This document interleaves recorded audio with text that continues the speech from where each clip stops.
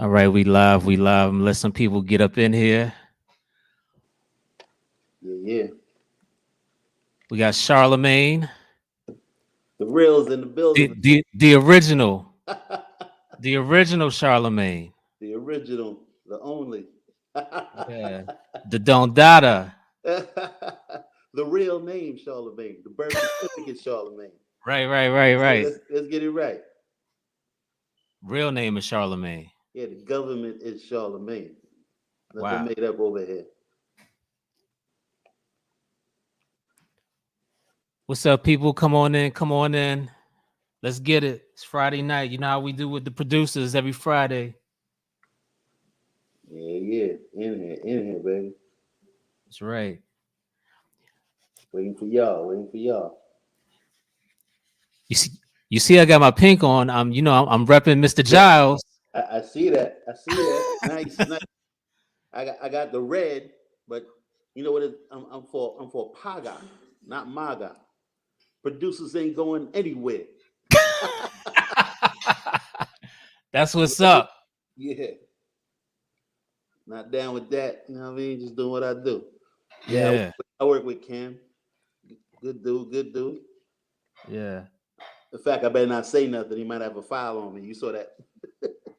Did you see that recent post?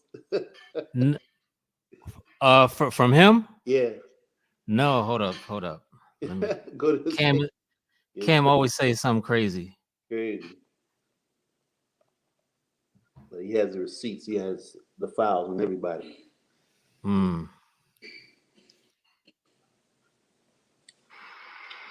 I'm gonna say this one time. Anybody I used to work with or was cool with, or even personal, if I helped you out in life and you throw dirt on my name, I'm gonna expose everybody.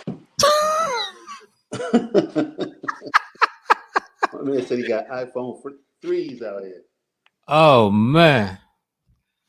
Come on, people, let's get up in here. You know how we do? Let me put the word out. All right. I'm excited. I didn't waited 15 2003 years. This is 2021. Yeah, right? Yeah, it's crazy.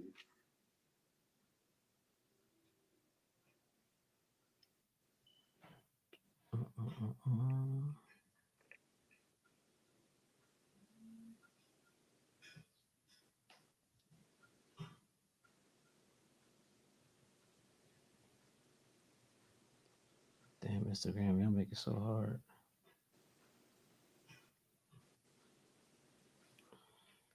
Come on in. Jamal, the prescription. What up? Agent Smith, what up? DJ Rec, what up?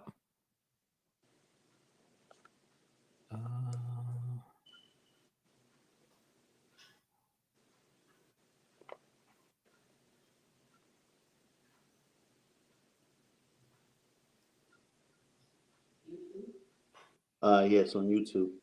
Go to Scratch Magazine TV, the YouTube. Check it out. I'm about to So you can go to youtube.com/Digital Hustle Films, all one word. If you YouTube/Digital Hustle Films, all one word.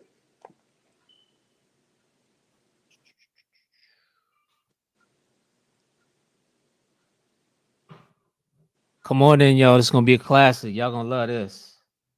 Y'all gonna love this story. Y'all gonna love this.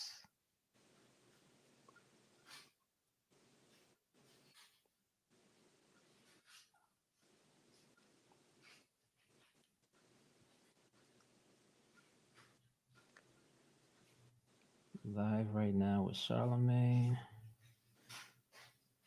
Yeah, I thought it was gonna be on IG, so as well.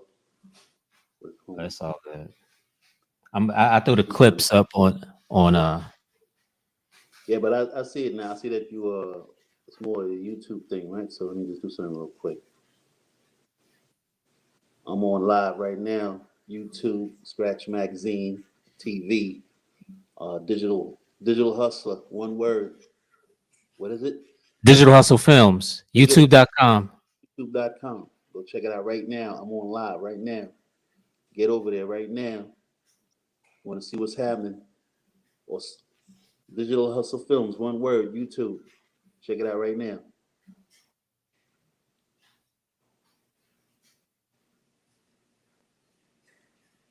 Put it on my IG. Most of my people on IG.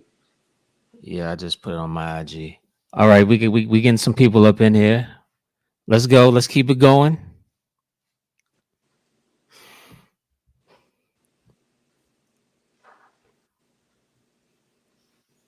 Man, let me tell you, when I was doing my research Yeah. on you, like I had no idea of the stuff that you produced. Yeah, that's because a lot of people sleep on me. I got a lot of sleeper hits. I didn't Yeah, major singles that's out there, but as far as my body of work, I have a long resume. And a lot of people in the front, like, when they talk about, people might talk about verses and different producers and they never mention my name. So I find that funny. dog, you have hits. Like, Now, oh yeah, I have underground and I have above ground. I'm yeah, yeah. all over the world. I'm on the elevator, I'm on the escalator, you know? They're not ready like that.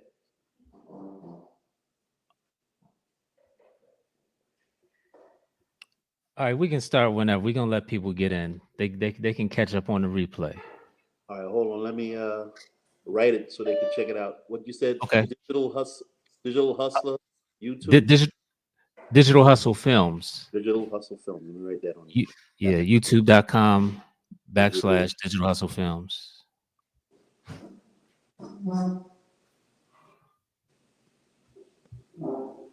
FILMS. What's that bottle in front of you, man? What you got? What you drinking? They want to talk about, I've been on this. They talk about Japanese whiskey. I've been on that, you know what I mean? Just to let it be known. It's not nothing new to me. I didn't just go grab it because Jay-Z said so. What's the name of that? This is Yamato. Yamato. And every bottle is numbered. It's a limited Really? edition. Wow. I just sent the word out on my IG. Let's see what happens. All right. All right. Cool. I don't sweat under pressure. I'm good. Yeah. Make this a little bit.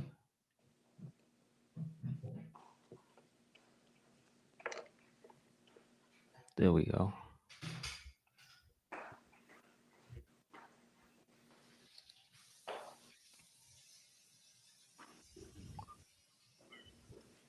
Dab Dumlat, what up?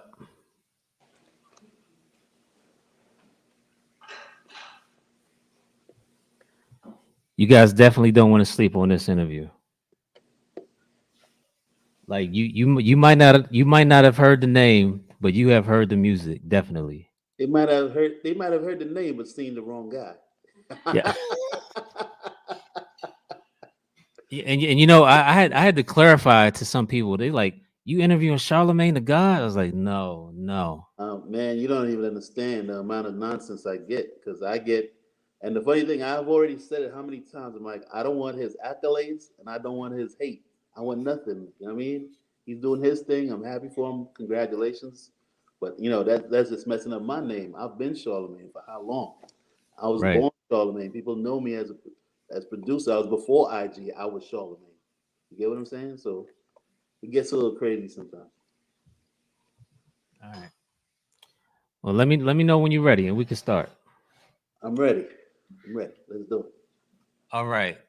Ladies and gentlemen, before Boys, you, boys and girls of all ages, let's do it. we have my man, Bronx.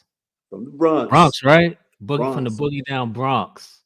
We have the producer, Charlemagne, the original Charlemagne. The producer Charlemagne. Get it The right. producer Charlemagne. But seen a different guy. I'm here. The real. What's up? What's happening, man? I'm here, man. You know what I mean? Scratch Magazine TV, Digital Hustle Films. I'm here. Yo, when you did the IG post and you opened up the Scratch magazine with Kanye on the cover. Yeah, This dude is in Scratch magazine, the one with Kanye on the cover. yeah. Like, let him know, man. Like, Listen, man, I've been in Scratch magazine. I'm actually in the Source magazine, the one with Ghostface and Rizzo on the cover. I've been out there. I've been Charlemagne while some other people was in there. Father's nuts, just now. I'm right. still So out here. when I first came across your name, Yeah. it was on Nervous Records. Okay, And that was part of my journey. right, I had so if you know Nervous Records, you know that was home of Black Moon, Smith and Wesson, like all those boot camp. Well, you know what? I think only Black Moon was on Nervous. I'm not 100% sure, I'm not but 100% they sure. might have had one or two acts. They might have Yeah, the whole boot camp on there. but you know, I picked up this record because I thought it was boot camp. I thought it was Black Moon, Yeah. and I didn't even pay attention to it. Like, Okay. you know, when you in the underground hip hop, you bought everything that Nervous put out back then. Yeah, I have a story about that too, but continue. I'll just Okay. wait for the question. I'll just wait for the question. So I bought this record. I get it home, and I'm like, I put it on, and I'm like, this ain't Buckshot. But then I'm continuing to listen to it. I was like, yo, these cats is dope. Right? I mean, the group I'm talking about is called Natural Elements. Um, Mr. Voodoo, Yeah. Hey, L butter. Fudge. L Was it L Swift. Fudge? L L Swift. Swift, who changed his name to Swigger later on. Swigger right now. Swiggerilla. Yeah. Ka, K.A. It was originally. K.A. K.A. The was originally in there. yeah.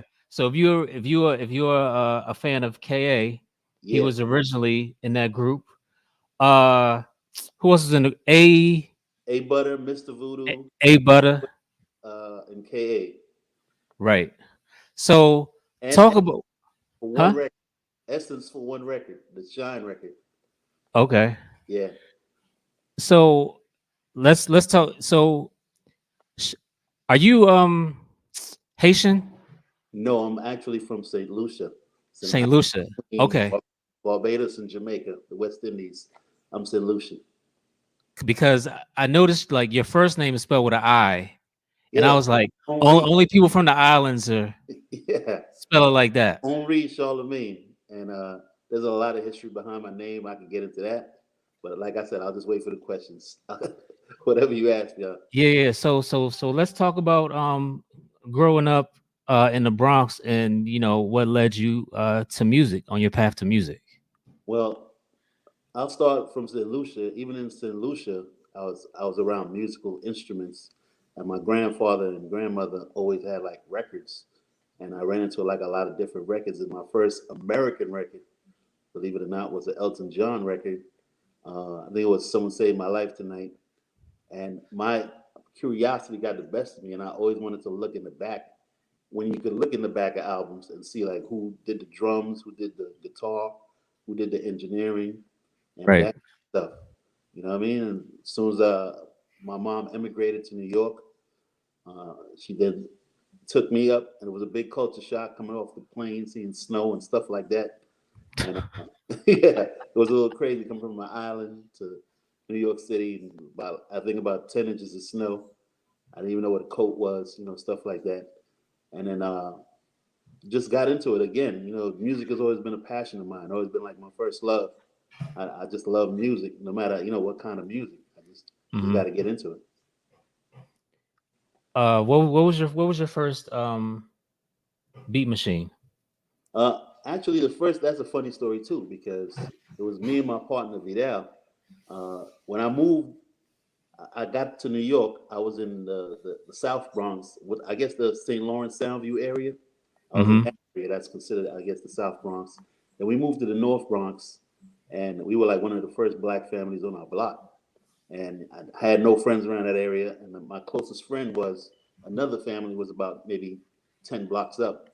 So I got with him, and he saw that I love music, and we were trying to do things. And we had a 4-track machine, And the 4-track, as you know, it has cassettes. But what a Right. 4-track does, it comes with a tape. The tape allows you one side, if you split it in half, one side is A, one side is B. What a 4-track does, it takes all the tape. So there's no A side or B side. The whole tape is the Right. 4. So then I started trying to tape stuff, and I used to play backwards. I'm like, yo, my man, this machine is broken. He's like, nah. You know what I mean? Like this is a 4-track. Like so this track will be the beat, this track will be the voice, this back. You know what I mean? Like that.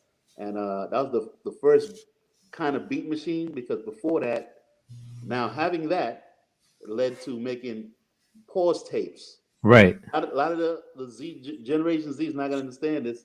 Get a cassette, and let's say the beat was Hydra. Example of if you don't know what beat I'm talking about the how many MCs must get dissed that Black Moon did. So Right. let's say I had that beat. I had to pause it and catch it right on time for about 3 minutes. And if I did it wrong, I'd have to start all over again. Just so I Or if you had the janky tape decks, it would rewind like half a second yeah. and not be on point. Exactly. So that was an art all in itself.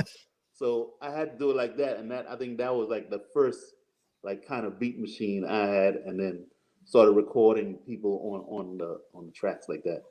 What were you looping back then on the pause tapes? What records were you getting to loop up? Um, I'll even go a little further back. I remember when I was also DJ because I got into hip hop, uh, early in life, and then it's like after the first record I got was actually Freedom. That that's the break, and it was like a funk record, and it was crazy. And I used to cut that up, and I was like, that was one of my first records I loved to cut up and loop, and Big Beat and I Can't Stop, all the Right. break, you know what I mean, all the break beats. So if the Ultimate Breakbeat collection, if you have any of those, I used to pause a lot of those just to. And I remember the first beat I did on that looping style was Joy by Isaac Hayes, and I had my man Small Z rhyme on that, and it was called "This Ain't No Love Song." It was kind of dope, kind of dope, kind of dope. Yeah, if I must say myself. So were you guys a group back then, or No, it no. was just individual MCs? When I first started, again, my guy Vidal, we used to have, they had the house, and we used to have the studio in the attic, the world famous attic. Was up there, and my man brought his dude over, and I was like, "Yo, let me hear him." And he started rapping. I'm like, "Yo, all right, he sounds kind of good. That'll be my first artist." He started rapping. I'm like, "All right, let's start recording." And then after that, he got caught up, and that's why everybody else came in. Okay. So when does natural element was there anything before natural elements? Yeah, like I told you, my man Small Z. But after that, Okay. uh, But okay. Elsworth was actually like a neighbor of mine, like the next block over, and his aunt and my mom worked together, and he came down and kicked around to me. I don't remember. He might have been, I want to say 12. I don't even remember how old, but I remember he was extremely young. But we were all into that underground sound, that Nas, that what I mean, that Black Yeah. Moon, stuff like that. And we were like really amped to try our hand at it, and I had rhyme schemes in my head. I knew what I wanted these guys to do. So I think after that, I think L came into the picture. So talk about forming natural elements. Natural Elements was a crazy thing because what I used to do, it kept a lot of people, you know, out of the streets and had something to do. We used to have the attic, and then all these artists used to come up there, and my job was to give them a beat and a song. It used to be about nine of them, like a la Wu Tang or something like that. And they had all had to leave with like a beat, and then maybe next week we record all the artists, and sometimes they hear a beat and they'd have to like fight for the beat. And up there, I'm just up there thinking of crazy ideas. And this is around the Public Enemy time. And I Hmm. came up. I don't know. Don't ask me how I came up with it. I just had a crazy name called. Remember the original name was Natural Black Force 26, and the Natural Elements. Don't ask me why 26. Don't. I'm like, so what am I have? 26 guys, and then the Natural Elements on the side. Like it was just a stupid idea. It just sounded good at the time. Black Force and the Natural Elements, and then after a while, it was just maybe about it came down to maybe about 6, 7 of us, and I said as a collective, Natural Elements just sounded good, and we just rolled with it. Okay. Uh, you guys signed to the first deal with Natural Elements was with Nervous. No, No. no. Okay. The original Natural Elements was actually Ka, who's Ka now. It's still Ka, but Ka, uh, Yeah. Mr. Voodoo, and El Swift. And they actually got signed by Dante Ross to Def Jam for a demo deal. And you can find those on YouTube somewhere. There's 3 songs. I Got Your Heart, Triple Team, and I forget the last one. But that was their first deal. I Produced don't by know what, you. excuse me? Produced by you. Yeah. I did all 3 records. Okay. And then there was another one, which I want to say it was the one with the Lyricist Lounge compilation called Mayday. Mm-hmm. And I don't know if that came after or before, but before all that, we put out our own records. Like we formed an independent label. Me, my brother Randy Vidal, Ray Lugo, Seth Bryant got all together, pooled our money together, and we put out records. My first record was Mr. Voodoo Come Off Hard. We put that out in '94 on our own. I think we were like one of the first, if not the first, independent label because we just wanted to do our own thing because radio stations weren't playing our songs. We're like fuck, Right. we'll do it out on our own. Like we weren't getting signed, but we weren't waiting to get signed. We're like, fine, let's form our own record label. But it was hard because everybody is working a 9 to 5, so it's like a circular firing squad. Like get money to buy records, to sell records, to buy records, to what I mean, and get it all. Right. And of course, we had to get out of the attic to go really mix and master the song, so that cost as well. And like I said, Mr. Voodoo was the first record. Then we put out a compilation with Ka he as a solo artist, Swigger, Mr. Vu, my man Intimidator, G Blast, and I think even I had a record on there, rhyming. What? So yeah, it was like a about 6 records. It was like a compilation. You can find that on YouTube as well somewhere. Uh, Okay. but then when you get into the signed realm, I think their first deal was on Def Jam with Dante Ross.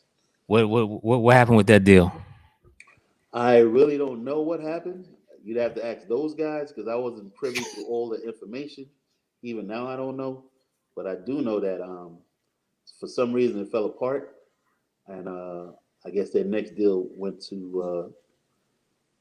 I'm not sure if it was a Tommy Boy thing. I mean, I think the Nervous thing they had something on a compilation, but I don't think they were signed like that. I think it was more like a compilation that what was the name? Triborough, because I know they appeared on Independence Day compilation, and that was Okay. also produced by me. But then after that, I know they got signed to Tommy Boy Black. Right. That's what they. I think they were trying to go like super underground with that. Yeah, it was like another subsidiary of there's Tommy Boy and there's Tommy Boy Black, and you know I mean, to me back then, Tommy Boy was underground except for like De La and exactly. I felt like no need to do Tommy Boy Black. I right, thought they were just trying to do something, for like less bread. Like, all right, guys, you're not official Tommy Boy. You're Tommy Boy Black, like Johnny Walker Black or whatever. I don't know. right.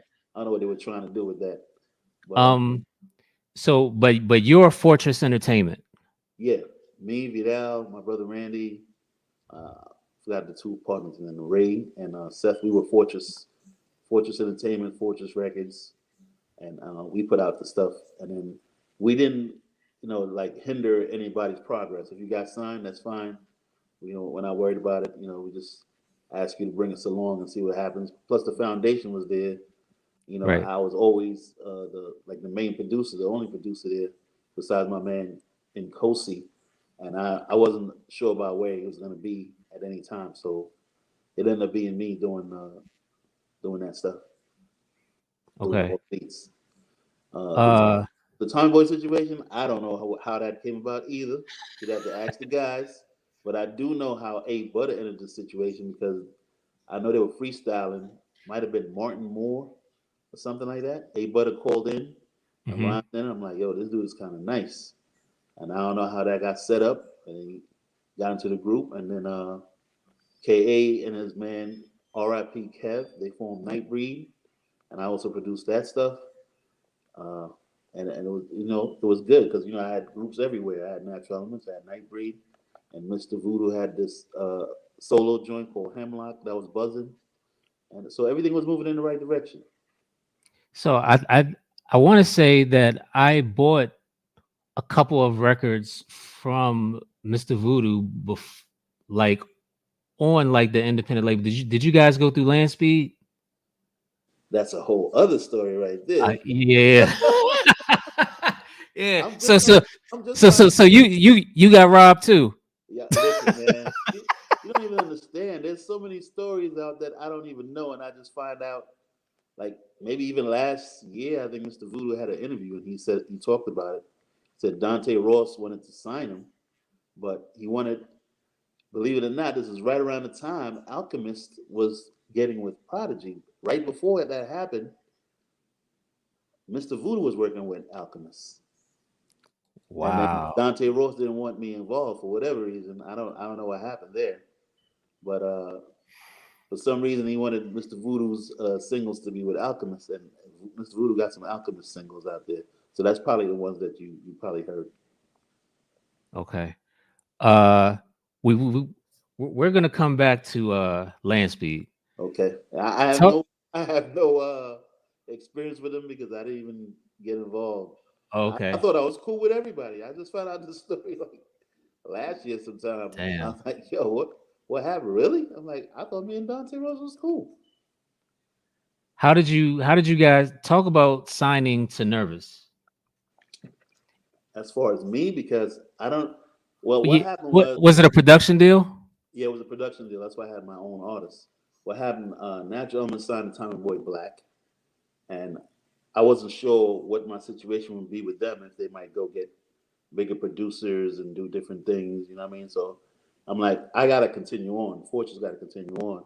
Just find more independent artists and do what we do. That's when I bumped into my man K Bomb and my other dude Everflow, and I decided to do it instead of as an artist um, record, do it as a producer record, like Charlemagne presents.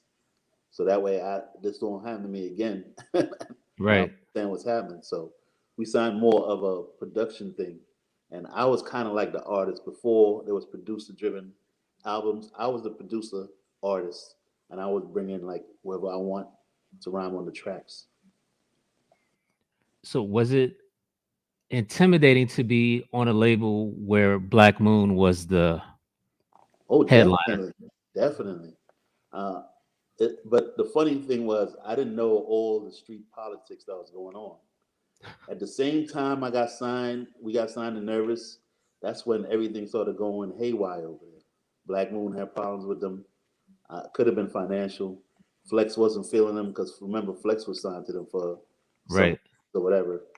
And we would put up our stickers for our stuff, not knowing what's going on, and come back like the next day and see all the posters and stickers are pulled down, and people like Nervous is this. I think even on my think my debut, like a release date we had for the records that I did, I think there were some kind of protesters outside say stuff about Nervous. It was kind of crazy. And this is stuff that I didn't know before. If I did some more due diligence, I'd have probably figured it out. But they treated me right. I was cool with Mike. Mike Weiss ran Nervous at the time. He was a cool dude to me, but I can't say for Right. everybody. Okay. All right. So you released a couple, like you guys didn't release an album through Nervous. It was just 12-inch singles, right? Yeah, it was just 12 inch. The only album that was on the way was Tommy Boy. And then I don't know what happened if they folded or what happened. Something happened and they let the guys keep all the records that they did for the album, which came Okay. out when they had the 10th anniversary. And I think they released all the records. You probably find them out there. So that's Right. when Natural Elements album finally came out. But always had a strong fan base. I tell them these guys that all the time. I think they need to tour. They need to get on platforms like this and speak about the experience. Uh, I could only speak for me. I could only tell my story. I don't know the workings of what happened with their situation. Right. So, what were you using back then to produce?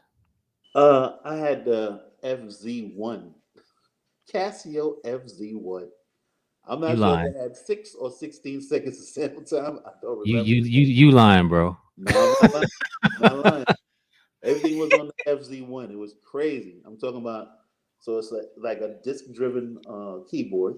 Put it in there, and I would play the drums on there, like a piano keys, but the kick would be on one key, and the snare would be on another key.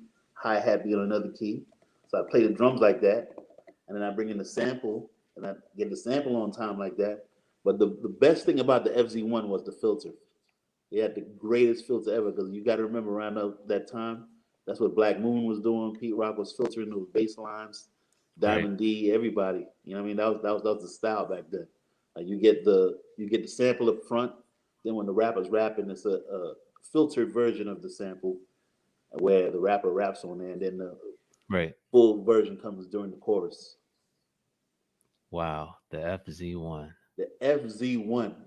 The funniest thing about that too is that you can get another one. I remember it got broken, and I had to go to like a secondhand store to get it, and it was crazy. I'm like, wow. So it's like you can't. The closest thing I could compare it to other producers that they can understand is probably the ASR 10 or something like that. Right. But Right. it was a modified version, a lower modified version, and then even the sample rate, because you could tell like some of the beats I made, the stuff was so low, but I didn't know at the time until I started to learn about mastering and stuff like that. And Right. I had to boost it crazy to get it to sound right. Mm. Okay. So after Natural Elements, who's your first placement with, like, as Charlemagne the producer, not Charlemagne part of Natural Elements? Okay. As I said, I was on 89.9, and if you're there, even Method Man rhymed through one of my like I used to just give them beat tapes. And like anytime a rapper comes up there that's known, I used to let them just tell them put on the tape, let the rapper freestyle to my beats. I have no problem with that because back then I was pumping out beats at a crazy rate. Like I just loved doing the beats and it was crazy. Like I said, I remember they had a freestyle up there with Natural Elements, and then Method Man jumped on. I was like, "Yo, who made this here? Charlemagne. Y'all made these niggas, yeah." It was crazy. But that was like my first mainstream dude on my beat. But my first official placement was on CNN, The War Report, and that's because Martin Moore worked at what's the name of it? Penalty. Right.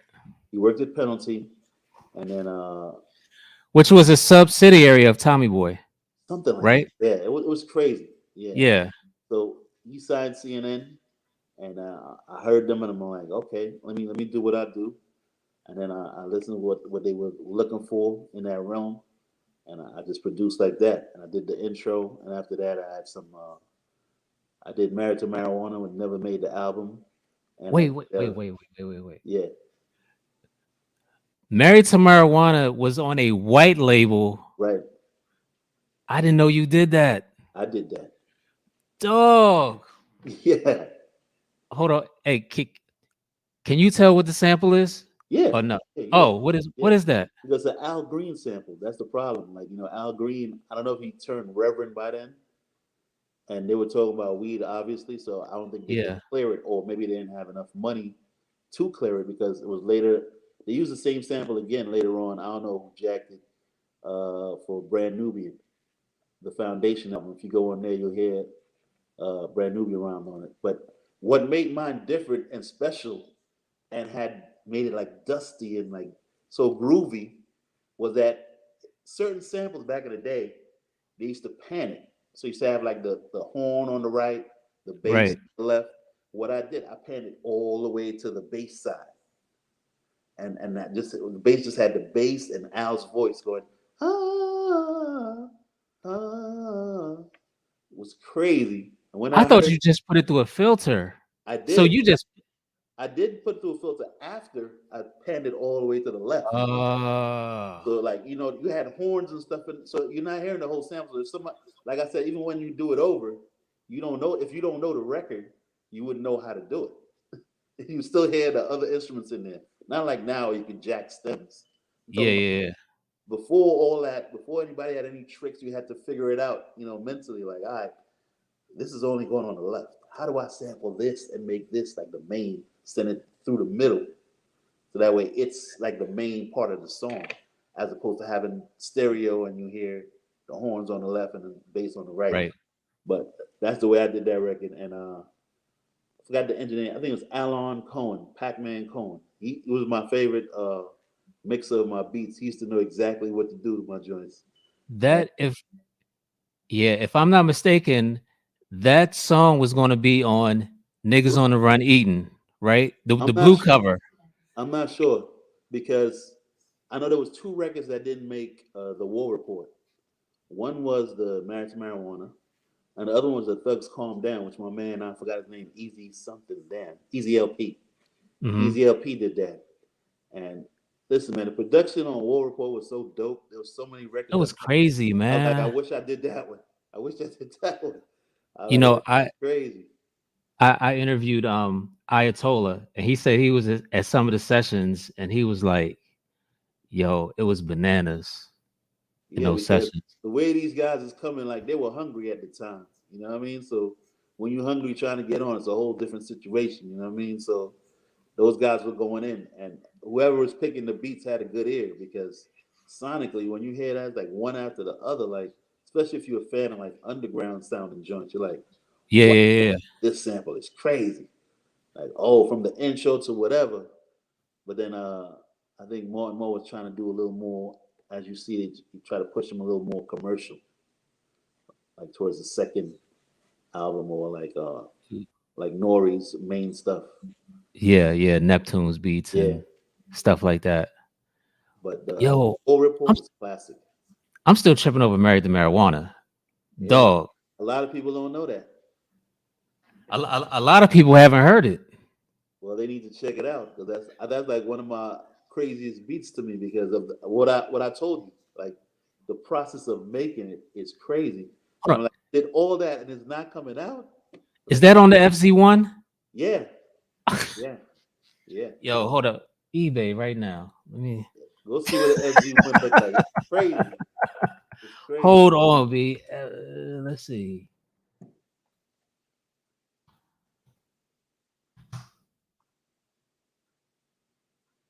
Oh man, they giving me some photography shit.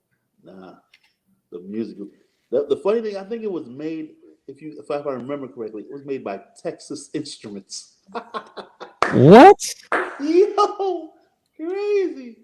That dude make calculators. For those that don't know, it's like they're like a calculator maker, and Man.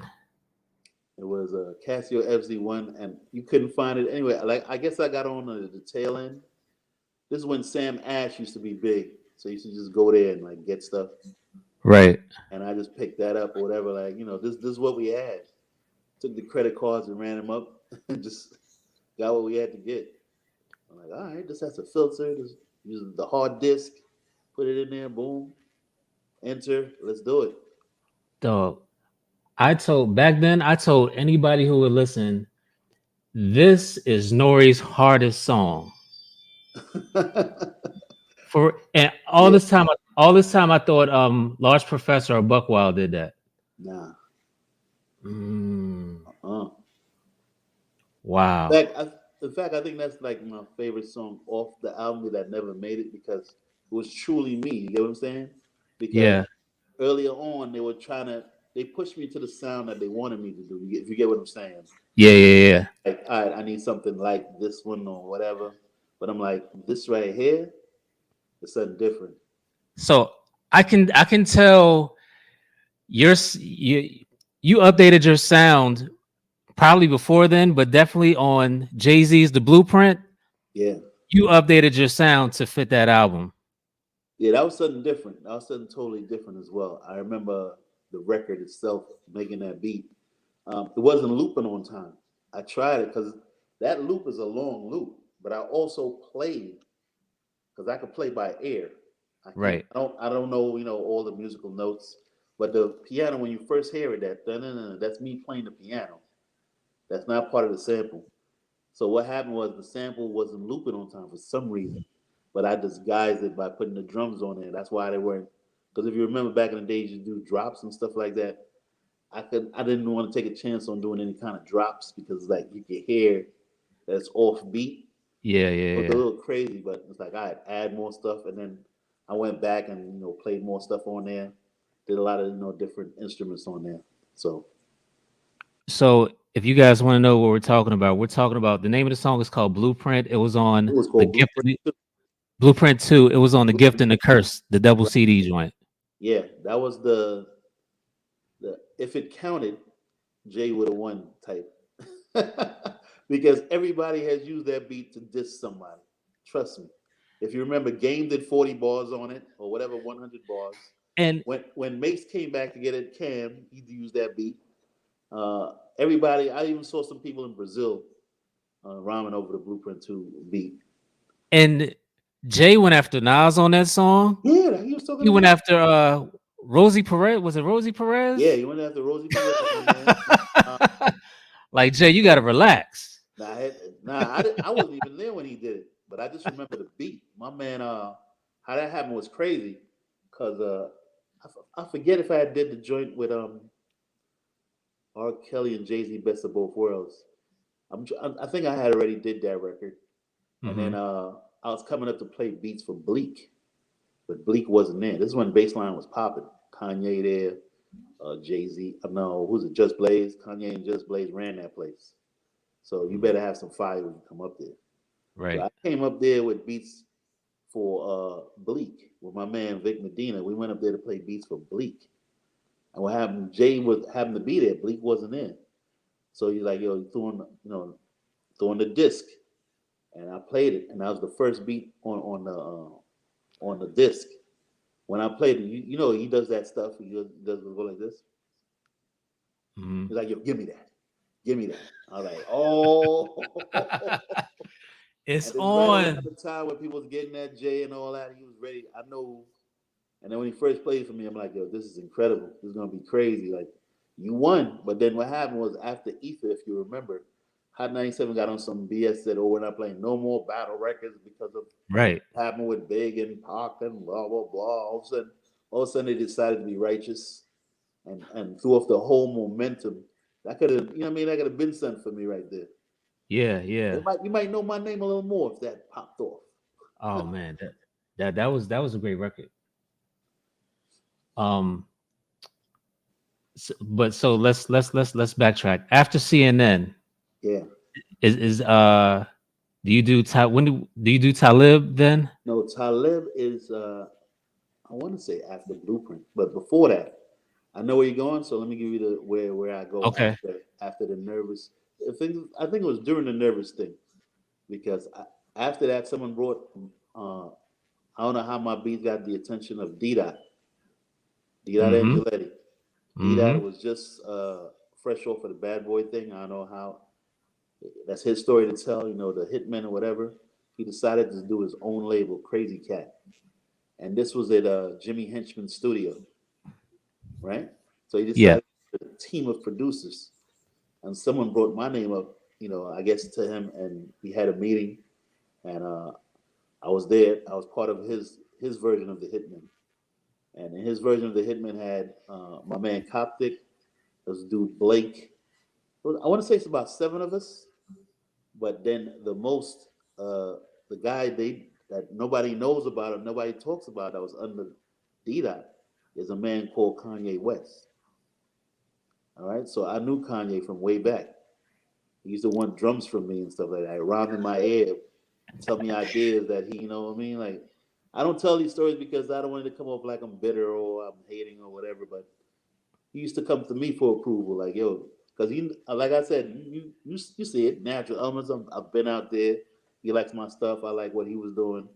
And he was like, yo, I want to rhyme, but these dudes is not. And this is heavy during the state property and Beanie and everybody's hard. So people are not taking him serious because he's on some college dropout, type shit.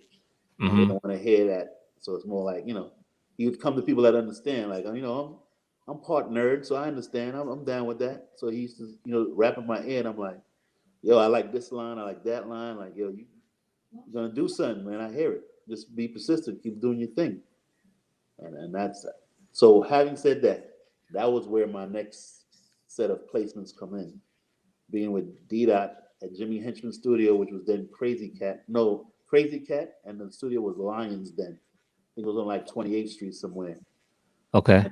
And I worked with my man Tracy Lee in there. He had a whole crew that he was gonna put under his thing, uh, his umbrella. Tracy, I did some great records with Tracy Lee. This joint called "I Heard That." Look that up. That joint is crazy. It's a very different beat. I don't even know how I did. If I had to redo it today, I wouldn't even remember what I did. Wait, was that on the his album that didn't That was, come out? right. That was supposed to be his second album. I think it was Yeah, yeah. Live from the 215 or something like that. Exactly, yeah. Yeah, that was supposed to be his second album, and it never came out. In fact, I had the lead single. I'm trying to remember the name of it. Damn, it escapes me because I like the other record better. I heard that, and he was there. Actually, I think he has that album. I know he has it. It's on his page somewhere or whatever. I don't know how he's selling it, but he has it. I know he has it. Um, I work with Tracy Lee, and then D Dot. The way D Dot taught me a lot, and one of the things is he knows how to sell a beat. When he hears something crazy, he just jump around and do he that. he get the dancing. Yeah, He get get the the dance, yeah, he get doing the dance and all that. I'm like, yo, Dot crazy. So I think he had a session with Jermaine Dupri, which again, as you can tell, I'm never at any of the sessions, any of the I don't know why, but I'm never there. So next thing I know, he brought the record back, and it's my beat. And JD, DMX, and the Mad Rappers on there. So on Jermaine Dupri's album, I get a placement over there. It's called "Get Your Shit Right," which has DMX, Jermaine, and Mad Rapper on it.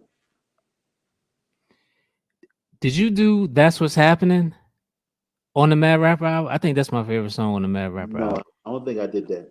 I think I Okay. only did like the intro. I was the king of intros back then. Uh, I did intro beats. Like go to him. Because I forgot I did the intro to Big Noise album. That's me. which album? Big Noise, the only one he has on Tommy Boy. Big, Uh it's on you. What you want to do? Coming straight from okay. QB. Yeah, Damn. So you weren't the crazy cat. I totally did not know that. yeah. I was in the Crazy Cat, and I got So some. is so all right. So being on Crazy Cat, is that what led you to Black Rob Life Story record? Absolutely, absolutely. Okay. Because D Dot is still there, and what he would do, he would walk you in. Like, it'd be his situation when he walk you in, and then once you grow your wings, you can fly on your own. You know what I mean? So that was one of the joints that I guess caught Puff's ear, and he wanted it grimy, just regular. Because you know how Bad Boys back in the day, they would take something and add stuff to it to make it a little softer.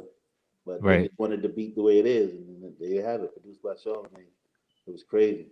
What else I did during that time? I know it was Black Rob, Jermaine Dupri. Oh, Biggie, the Biggie joint.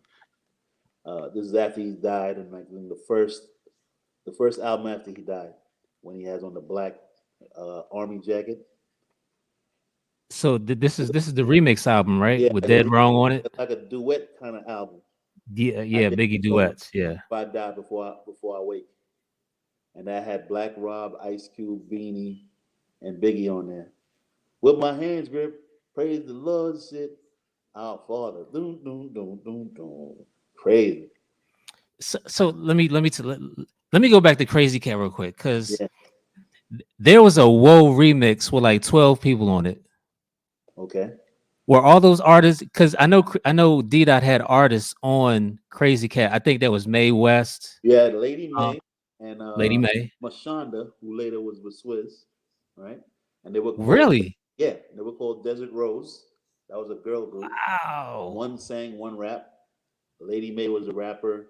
Mashonda was the singer. That was Desert Rose. He had a dude called the Reaps, which was Tracy Lee's crew. Yeah, the Reaps. Um, Trying to remember who else. My man Black.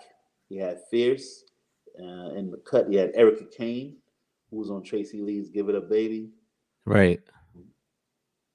and I think another girl named Jane Doe was in the cut. I want to say he had about a good 10, 12 artists. Yeah, Yeah, man. 'Cause I remember purchasing that album, and I was like, and this was before you knew D Dot was the mad rapper. yeah. And I was like, I found yo, that D. funny when I found out. It was crazy when I found out. I was like, Yo, I've seen him in the studio do mad rapper skits, and I am amazed. yeah, that man is talented, definitely. I'm sure he's doing some voiceover work as we speak or something. Yeah, no doubt. Um, all right. How do you get to Talib? How does that? Hmm. The funny thing, like when you deal with somebody so often, you don't even remember the story because I don't even remember how I even got to Talib for real. It might have been like a word of mouth thing, or somebody reached out. But I remember at the time he was being managed by Corey Smith, Yes.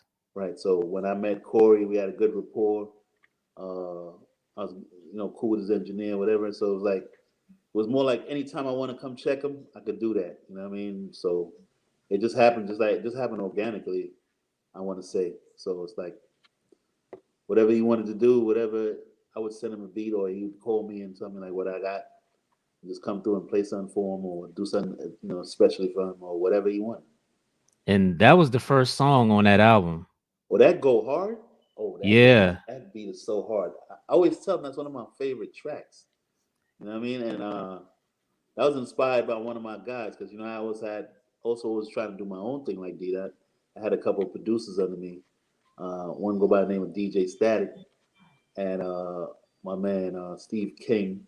And what they used to do, they used to bring me their beats, and I just added to my catalog. And when people call me for beats, of course, I gave everybody their credit. I didn't do anything crazy.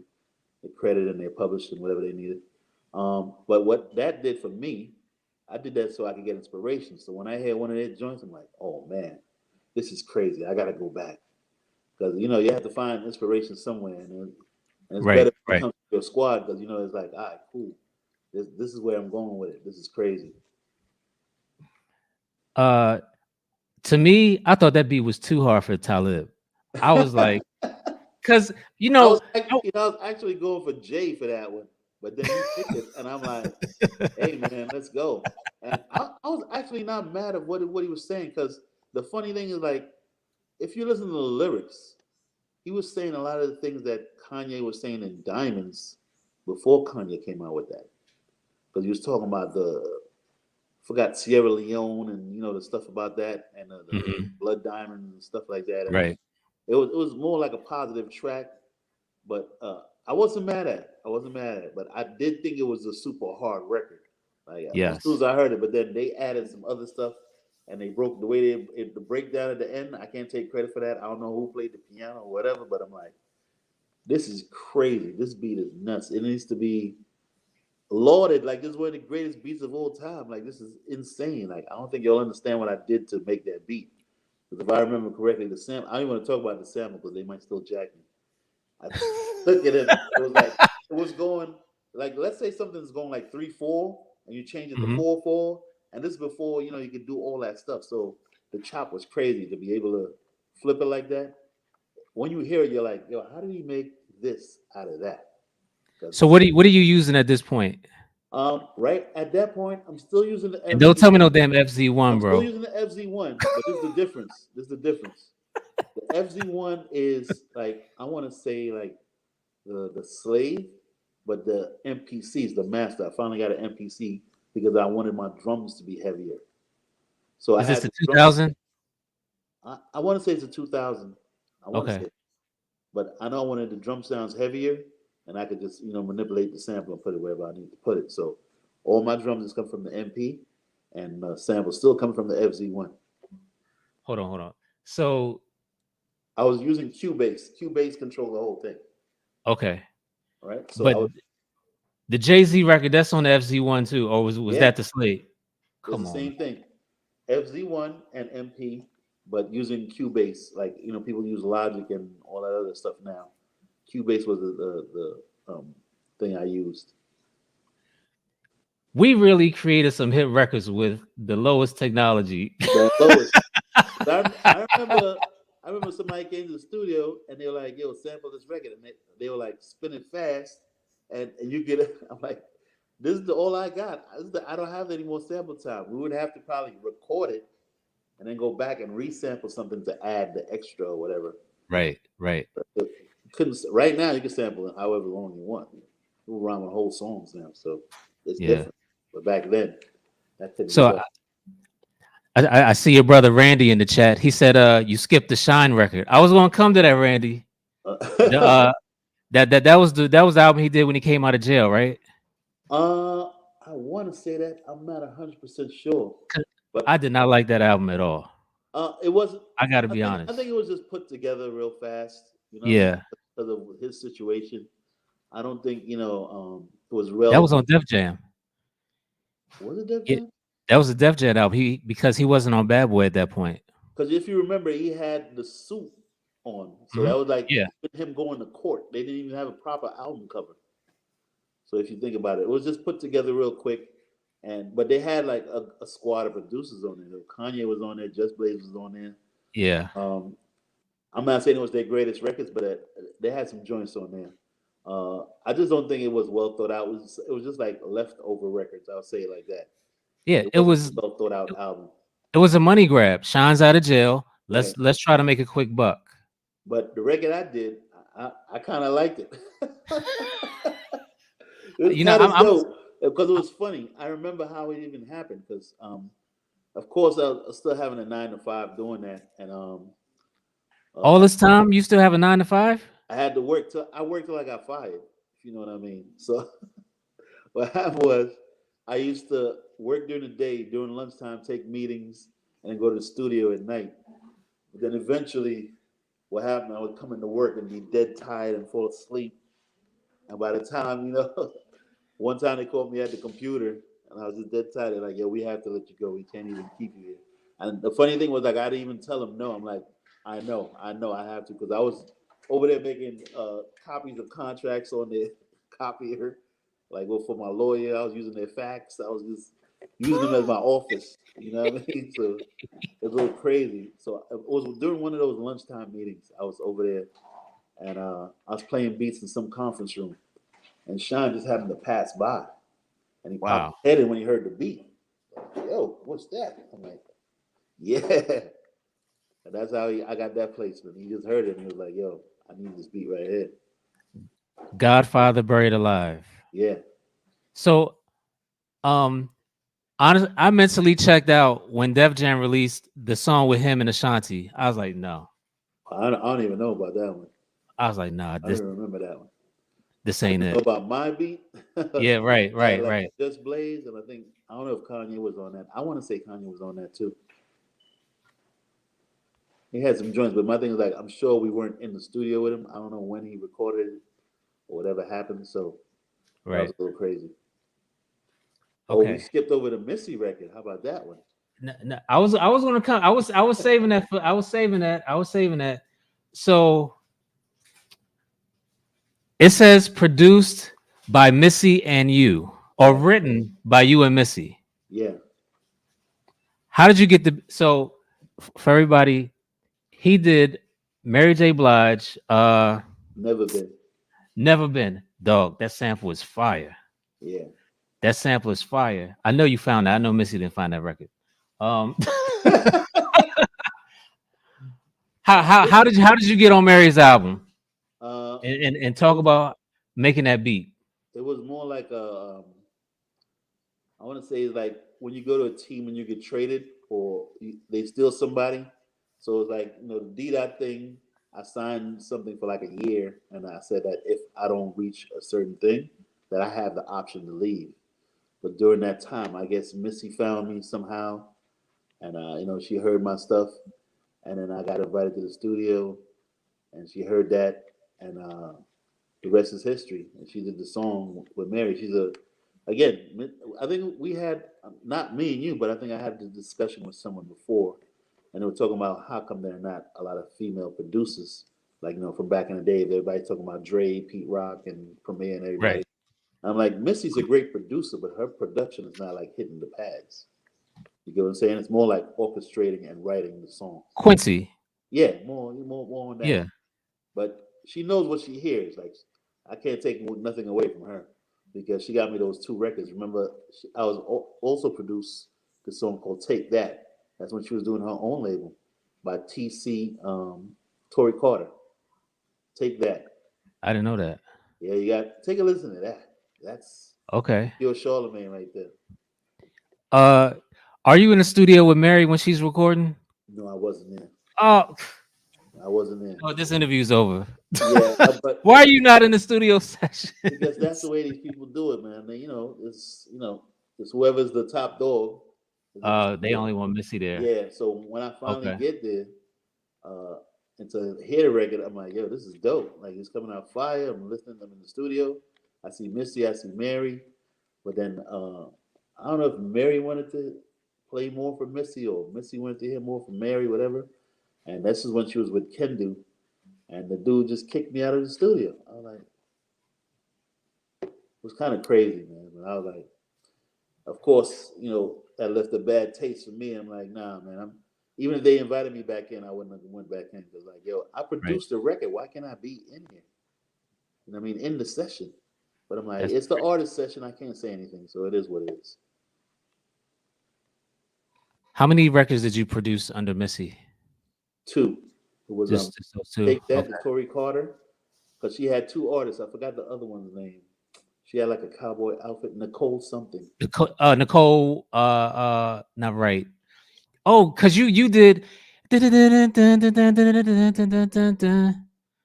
Nicole Ray. Nicole Ray. It was Nicole Ray. I didn't do that record. You didn't do that record? No. I didn't take that. I did the other artist because it was a guy and a girl. They gave her own label. It was called Gold Mine. And that label folded. Right, all these artists they gave all these artists labels. And she had something called Gold Mine. And she signed those 2 artists, Nicole Ray and Tori Carter.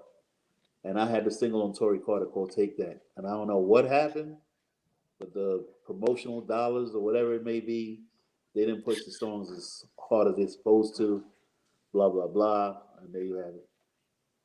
So explain to me how like a producer like D-Dot walking you through the door for a deal, or Missy walking you through the door for a placement. Do they get like 20% cut? Like what's the rate on that when somebody walks you through the door? I know it's up to them, but oh my God. The music business back then is the music business as always, you know what I mean? So, but yeah, it's 20% at the time. With D-Dot, I know it was a management fee. But, again, I'll keep that to myself. It's very shady. Let's just say that. The music business is very shady. I'm not trying to put anybody under the bus. At the end of the day, I take responsibility for my decisions. But my thing was, my thinking was always, that's fine. I'll take an L for now to get a W later. You get what I'm saying? So if I didn't take that L at the time, I wouldn't have a Missy record. I wouldn't have a Jermaine Dupri record. You get what I'm saying? Yeah. I would still be just a couple of CNN records and who knows. So it was better to build my resume and do my own thing. So like when it came to Blueprint too, that was all me. You get what I'm saying? Damn, I just had the question in my head. Oh, can you say the sample for the Mary J. Blige record? It was a McFadden and Whitehead joint. It was that Philly sound. Crazy. I forgot the name of it though. It was definitely a McFadden and Whitehead record. And as soon as you put it on, you'll know what it is. I think I had put it on my IG one time because someone found the sample. I don't even remember it because that's how crazy it was. Okay. Cameron Giles. I got my pink on. Yeah, I see it.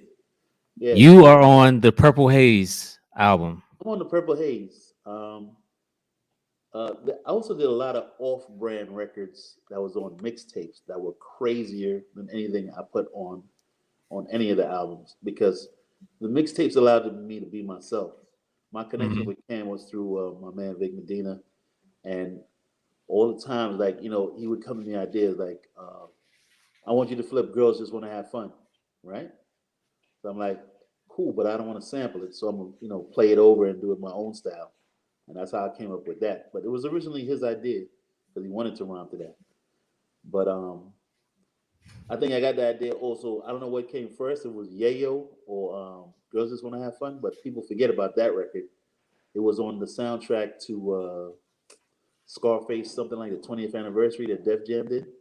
Hmm. Had a song with Cameron called Yayo, where I got the idea from Scarface himself during that time when he was dancing in the club. Rush, rush, get the yayo, oh, oh. People forget Hmm. about that record. I So, did yeah. So check it until out. just now. Yeah, that's kind of dope. You gotta check that out.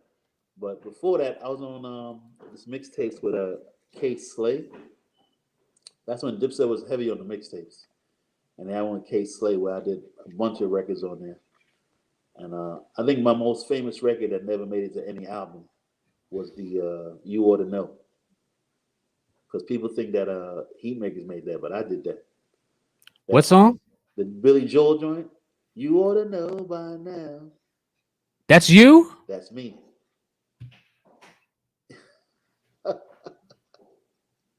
Dog. That record was fire. That record's It hard. still is. Yeah, yeah, yeah. That's a hard ass record right there. And I'm They like, I should have played. played that at the verses. Boom. That's what I was about to say. Like, I was about to say, yo, if they played that at the verses, come on, man, that place would have went crazy. Like, cause I'm like, yo, this is nuts, man. And then I'm like, it would have been fair because Jada did mixtape stuff. Why did y'all do mixtape stuff? I did this dope joint with Jewel's called Right Now. Where I used some kind of I don't know if it was I want to say it was a Van Halen sample or something like that. It was kind of dope. It's called Right Now. It's on the mixtape with K Slay, and then I did this other joint with Jim and Cam called Fly Boys. Crazy.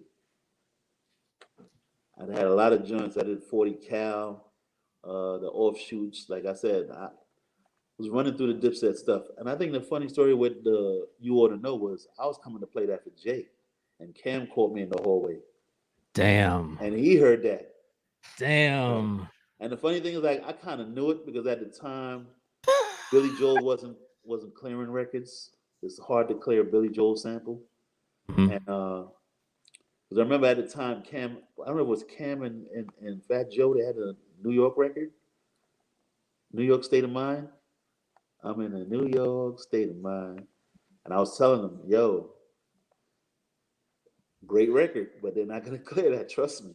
And it ended Right. up being on mixtapes. I'm like, I told you, Billy Joel's not gonna clear that record.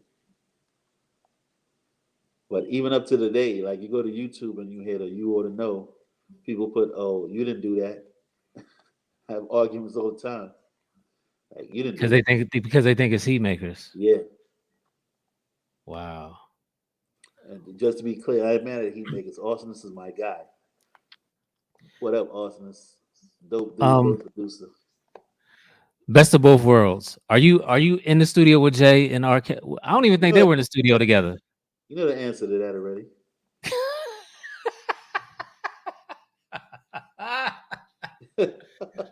Oh my god. So, but But the best of both let me worlds beat yeah, is before the blueprint. yes it is. Yes it is. I want to say yes it is because I remember how I got that placement. It was a funny story. At least that's what the way it was told to me. Because I remember this goes into a whole other situation. I remember when baseline was popping at the time, right? Baseline's going crazy. So they used to have this thing called Producer Wednesdays or Bring Your Beat Wednesdays or whatever. Uh-huh. And what happened is if you were whack, you got tossed out. If you were dope, you got like a T-shirt or an invite back or whatever. So Wow. I wanted to get up there crazy, but working and trying to do different things. I'm like, I can't get up. I finally get up there. I think like the the day after the last day, and like I said, I was pushing out beats at an incredible rate. I had a beat CD with like about at least 40 beats. So I go up there and I play my stuff. I don't think everybody was there because what they would do is like everybody be there to judge the beats, but I don't think everybody was there. Might have been Mhm. Guru and a few other people. Young Guru, that's who I'm talking about. And they listened to the joint and they like three. I was like, three? Like, you know who I am? Like, three of the I'm playing beats? all this fire. I was like, what? Three? So I said, let me hear what you're working with. So they played me like the stuff. Might have been pre Blueprint, the first one. So I'm listening to the beats that they made. I was like, you know what? All right, I got your style. I know where you're going. I'll be back. So I went back, and if anybody knows how I used to do beat tapes, I used to connect them together with movie samples. I did all this stuff before everybody was doing all this stuff, and that was hard to do back then because you had to get a VCR, put it to Mhm. a cassette, tape it, and put it back. You know, what I mean, it was a whole process, so you had to be really on point. So anyway, I did all that, and I connected it all together. And it might have been 18 beats. I went back, and they were like, "Yeah." So it seemed like they was messing with it. And from my understanding, the way the story goes is that if you remember the CD players, when one stop, another one starts. Yeah. These are the double ones. One was Timberland beats, another one was mine. So I think they were playing all the Timberland beats, and it finished, and no one, checked the machine. So my beat started playing, and then they heard that, and it was like, "Yo, we'll fuck with this joint right here." And I think it's still on YouTube. If you look for it, the Power of the P, um, you might hear the original version. The original version got a dope sample, and I can't even find the sample now. It was from Really Pimpin' in the South, and there was this dude called Scooby the Pimp. Hold Scooby the on. Pimp, and I'm taking all these notes. he was saying some crazy stuff, and I use it as an intro. And I think you can find it on YouTube somewhere. The original Power, because man, let me tell you, the way that I think that's where he got the idea for the record. Because a lot of times, the sample I would use before the beat would put you in the mood of the beat. If you get what I'm saying. Yeah. So it was about pimping and you know what I mean, the whole situation. And then when the beat drops, it's like, oh, all right, it makes sense now. It's not like you just came out the blue over the powder pea. No, the sample said something crazy, and I was like, yeah. So that's how it went down. So all right. So the R. Kelly, the Best of Both Worlds album comes out. Like it doesn't go platinum, but it goes gold. I think. I I know think it. I think he did good numbers. Yeah, good enough. Yeah, Did a second one. which was terrible. Yeah, it Uh, was, which was basically a rehash of the first one if you think about it. so yeah, so explain how deals were back then for producers on major labels. Like, it's Um, if you had a sample, if you had a sample that was kind of sometimes it was worked into the payment because they would have to clear it because like yo, I'm not clearing the sample. You guys, that's your job to clear that or sample. so the labels wanted the producer to clear the sample. Sometimes it would depend. You know what I mean? It depend on where you're at, but most of the majors they cleared the sample. They had like their own people to clear Yeah, samples. they got a whole department for Yeah, that. I remember the lady's name even Deborah Manis Gardner used to clear all the samples, and it was just depending on your level of where you were at. You know what I'm saying? So if you're not on that Dre, Primo, whatever level, you would get some kind of mid-range money. You know what I mean? It wouldn't be no bottom $500, $1,000 record. You know what I mean? Get in the range of anywhere from 15 to 30. This is when the money was good. 15, 30 per beat. Talking about 1,000. And this is before the management cut. Yeah, before the man. So you would get a front end of what I don't know, 7,500 or whatever, depending on what it is. Let's say Hmm. the record was 20,000, you get a front end of 10,000 minus the 20%, minus the lawyer fees, minus the account fees. So maybe you walked away with 5 to 7,000 after you made 10,000, and then on top of that, you had to wait for the back end, which was the Right. hardest thing to get because you're making calls. Nobody's returning them calls. Nobody wants to pay you. on the back end of the record because they'll say something like it didn't recoup or whatever kind of excuse they want to give you. Like, but the record's out here. I need my back end. What's what's what's your biggest record, uh, ASCAP or BMI wise? I want to say the Mary record. You know what I mean? Because the Blueprint 2 was great. The R. Kelly record was great. But like so many names, the sample, people don't understand. When you see the names of people on a record, a lot of times it's the writers of the original sample. They think that Exactly. those people are in the studio. That's not what happens. The original record has someone who played the instruments, who wrote the record and all that. Their names have to be included in that. So by the time you split it all, you might get 1/64th of the record by the Damn. time it's split up. And then the main artist would want like, half the song or which the producer is really supposed to get half, the other half. You get what I'm saying? But when you get a big, Right. like, like a major artist, they can demand what they want, and then you'll be like, it is what it is. I'm on a major I'm on a major record. We're just gonna release Right. more records. So I mean, plus I've always had confidence in myself that I know I can make more hits. So it's never I never took it to heart. Like somebody, if they're like a one hit wonder and they know that is the best beat I'm ever gonna make, they're like, all right, that's it, man. I need to get paid for Right. perpetuity or whatever it may be. So I'm doing the math. Like if you Oh, I sample was McFadden, also on the other Cam album, the one huh, with the red jacket. I forgot the name of that one. Killer Season. Killing Season, yes. Yeah, I was on that one as well. And Diplomatic Community. Oh yeah, yeah, yeah, yeah. Yeah, I was gonna get to that, but I was gonna say sample to the Mary record, sampling McFadden and Whitehead, they have to be included in the publishing Exactly. and Gamble and Huff. Right, but that's the point I'm getting at. So when someone sees Charlemagne and Gamble and Huff and all that, they weren't in the studio. That's not the point. The point is that they Right. also have to get paid, so they have to be listed in the writer credit as And they're probably taking the majority. exactly because it's their sample. They're the main part of the song. So what does that leave between the artist? Missy has to get a part. Mary has to get a part. You know what I mean? So Look, I interviewed Megahertz three yeah, weeks ago. He said the OJs took 100% of Big Pun, How to Be a Player.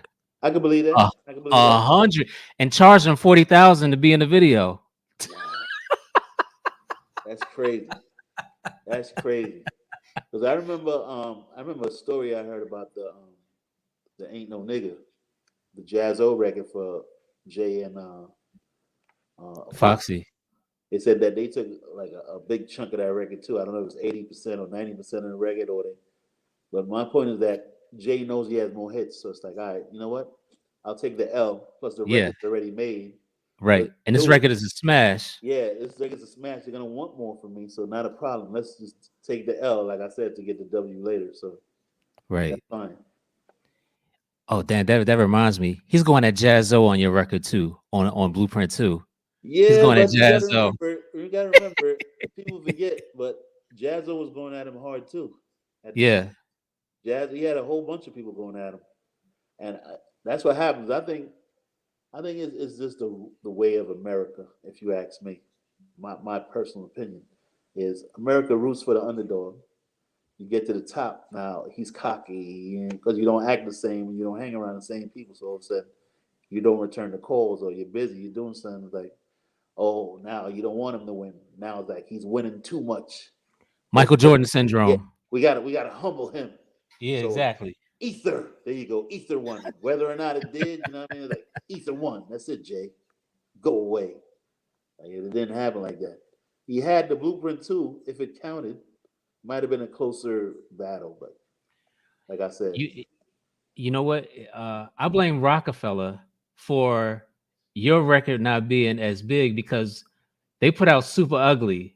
yeah, that was a mistake. And that's when Hot 97 was like, nah, we can't talk, we can't play this. That was a mistake. And then my thing was like it wasn't even an original beat. It was like I think a Right. great beat and all that. Like that It wasn't was a well thought out. freestyle. Because but people forget Nas had a mistake too when he rounded over the paid in full kind of beat. That wasn't a good diss. because he came at Jay on that the paid in full beat. And I was like, nah, that's not it. But the ether, I'm like, hey man, it is what it is. I'm not gonna say nothing. I wasn't crazy about the ether beat per se, but sometimes a song is a marriage, the beat and the lyrics. So that's the way Yeah. I put that on that one. I put it like Okay. that. And like I said, plus people wanted to see Jay lose. That's They just the way did. it is, man. It's America. But they're good for a redemption story. They don't mind you falling down and lifting you back up. Like, oh, he came out the gutter now after he fell Right. down and he got out of rehab. Now he's back and he's ready to do it again. Yeah. Let's support him now. But First first, of all, Jay was never down. of course, Like of course he, not. he But you know what I mean, though. yeah, but to me, Ether was a scratch. Indeed, Yeah. he handled it well. Yeah. Yeah. You had a track on a soundtrack. Black Mask.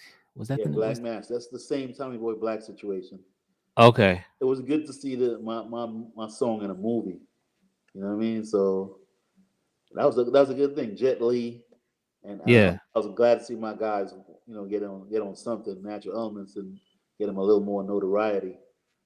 But my song was also in another movie. I don't know if you know this. Brown Sugar. The Mary song was in Brown Sugar. Never been. I gotta watch it again. Yeah, so they're like near a bookcase, and she's talking to the girl, Queen Latifah, saying something, and Never Been is right in there, and I'm like, that's what I'm talking. Cha-ching. Two movies right there. Cha-ching. Yeah, that's two movies right there. Uh, have you done? I'm pretty sure you have, but w- what song have you done with a commercial artist that has never seen the light of day? Mm,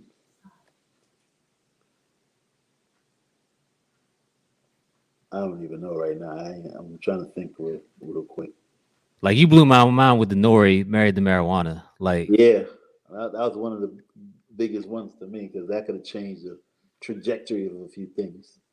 that would have changed his life had that Yeah, been on me the album. too. Because it'd have been like, more placements, more people Yeah. thinking for me. Uh, did I have anything? No. I remember I did this one joint along with my man Steve King. We had did uh Lonely People with Talib Kweli. He still performs it. Just can't put it anywhere. Because it's a Beatles sample. Ah, And if you know anything about the Beatles, they don't they not play. clearing nothing for hip Listen, hop. let me tell you the funniest joint. Because like he's putting out a mixtape right before the album comes out. It was called The Beautiful Mixtape. Hmm. Or The Beautiful Struggle. Right. Or The Beautiful Mixtape. He put the song on the mixtape. Do you know those lawyers contacted him to get off the mixtape? That was Damn. crazy. That's when I knew. I'm like, yo, you can't play with the Beatles stuff. So, I think that might be one of the biggest ones besides Marriage to Marijuana. But he still performs it. I saw him perform it one time at the Blue Note. He killed it. Um, trying to remember. I think that might be it. Like the biggest joint that never made anything. Yeah. No, most of the What stuff that I did is either on a mixtape somewhere or a song that should have blew up that didn't because of some internal situation. I don't even know what it was the Mr. Voodoo Hemlock. As an independent label, we would have got a bigger look if Hemlock ever came out. But his manager at the time did not want that record out. He was allegedly shopping at Def Jam and blah blah blah. And then next thing I know, Pete Rock has the same sample. I'm not saying he bit. That's not what I'm saying. He has the same sample on AZ, on the AZ. rather unique? Not rather unique. I'm trying to remember. Oh, hold on. Listen. Is it on the first AZ First album? album. First album. Do or Die. Mm, mm, mm. Damn. Hold on. We getting ready to get to it right now. P Rock did rather unique and give me yours. Give me yours. Same sample was Give Me Yours. And I was like, yo, man, see that? That could have been something. And you know what? There's a certain window when the underground is popping like that. So, because you see where it is, where it went to, and I was coming back around. Everything circles back. So Jacques Retro in the comments. Minnie Riperton. Yeah, yeah, yeah. lazy afternoon. I honestly I like the remix for "Give Me Yours" that Eric Sermon did with the Freddie Jackson loop. Okay, I use Freddie too The- for Natural Elements. I had an Erica Badu in there. Damn, name of that job. You gotta forgive me. I don't remember it, but I know it's, it was the Hey Lover sample. Crazy. wow. Hey, Yeah, that joint that's is a good fire. song. Yeah. That's a good joint to But loop. what happened was the way I sampled it was, again, like I said, I didn't have those plugins and all that stuff back then. So what I did was I twisted the knob and it made it sound like a wide guitar. Made it sound a little different than the original sample. So it was a little crazy, a little different. Man, I'm going to go back and listen to these records that you talking about, Yeah, man. especially "Married to Marijuana." I'm like with the Yeah, FZ1, bro. Married to Marijuana, you ought to know. Because that's one of my favorite records. Because Cam had that line, I met with the lights on, lights out. I even took Lewinsky to the White House. What up, Bill? You ought to know. That's what I think that's one of Cam's hardest rhymes, man. It was so crazy, like the way that he was just on it at that time, man. Cam, he has his moments when he like on and off, but like when Yeah, he's on, yeah, it's like, yo, Cam, this is crazy. Like, yo. When I heard the rhyme, I'm like, because I thought Jewels killed it. Jewels was on the run at that time. That's right before he started hooking up with Wayne to do, that album. So he yeah. was on a run. He was just killing it. But then when Cam came in, I'm like, Cam must have heard Jewels. And I'm like, all right, I got this. I'm going to come in and body this record. And I was like, yo, this is crazy. This rhyme is nuts. Like, I never heard nothing like that from him again. So you had how many songs did you have on Joel's album? How many beats did you have? I had, I want to say two. One was Jealousy. That was the first album. Mhm. And the other one was, again, like I said, people give me ideas and I got to interpret them. He had one and something for, remember the 4 heartbeats? Was it the 5 heartbeats? Yeah, 5 heartbeats. That Nights Like This. Yeah. So I redid that. I got my man to play piano. I got the singer. And it came out kind of dope, man. In fact, I put it up just the other day. Nights Like This. And they turned into like, remember when they used to do 2 videos in one? Yeah. So Yeah. they did something called Rainy Days or something, and then after that, he put Nights Like This. So I'm on the second half of the video.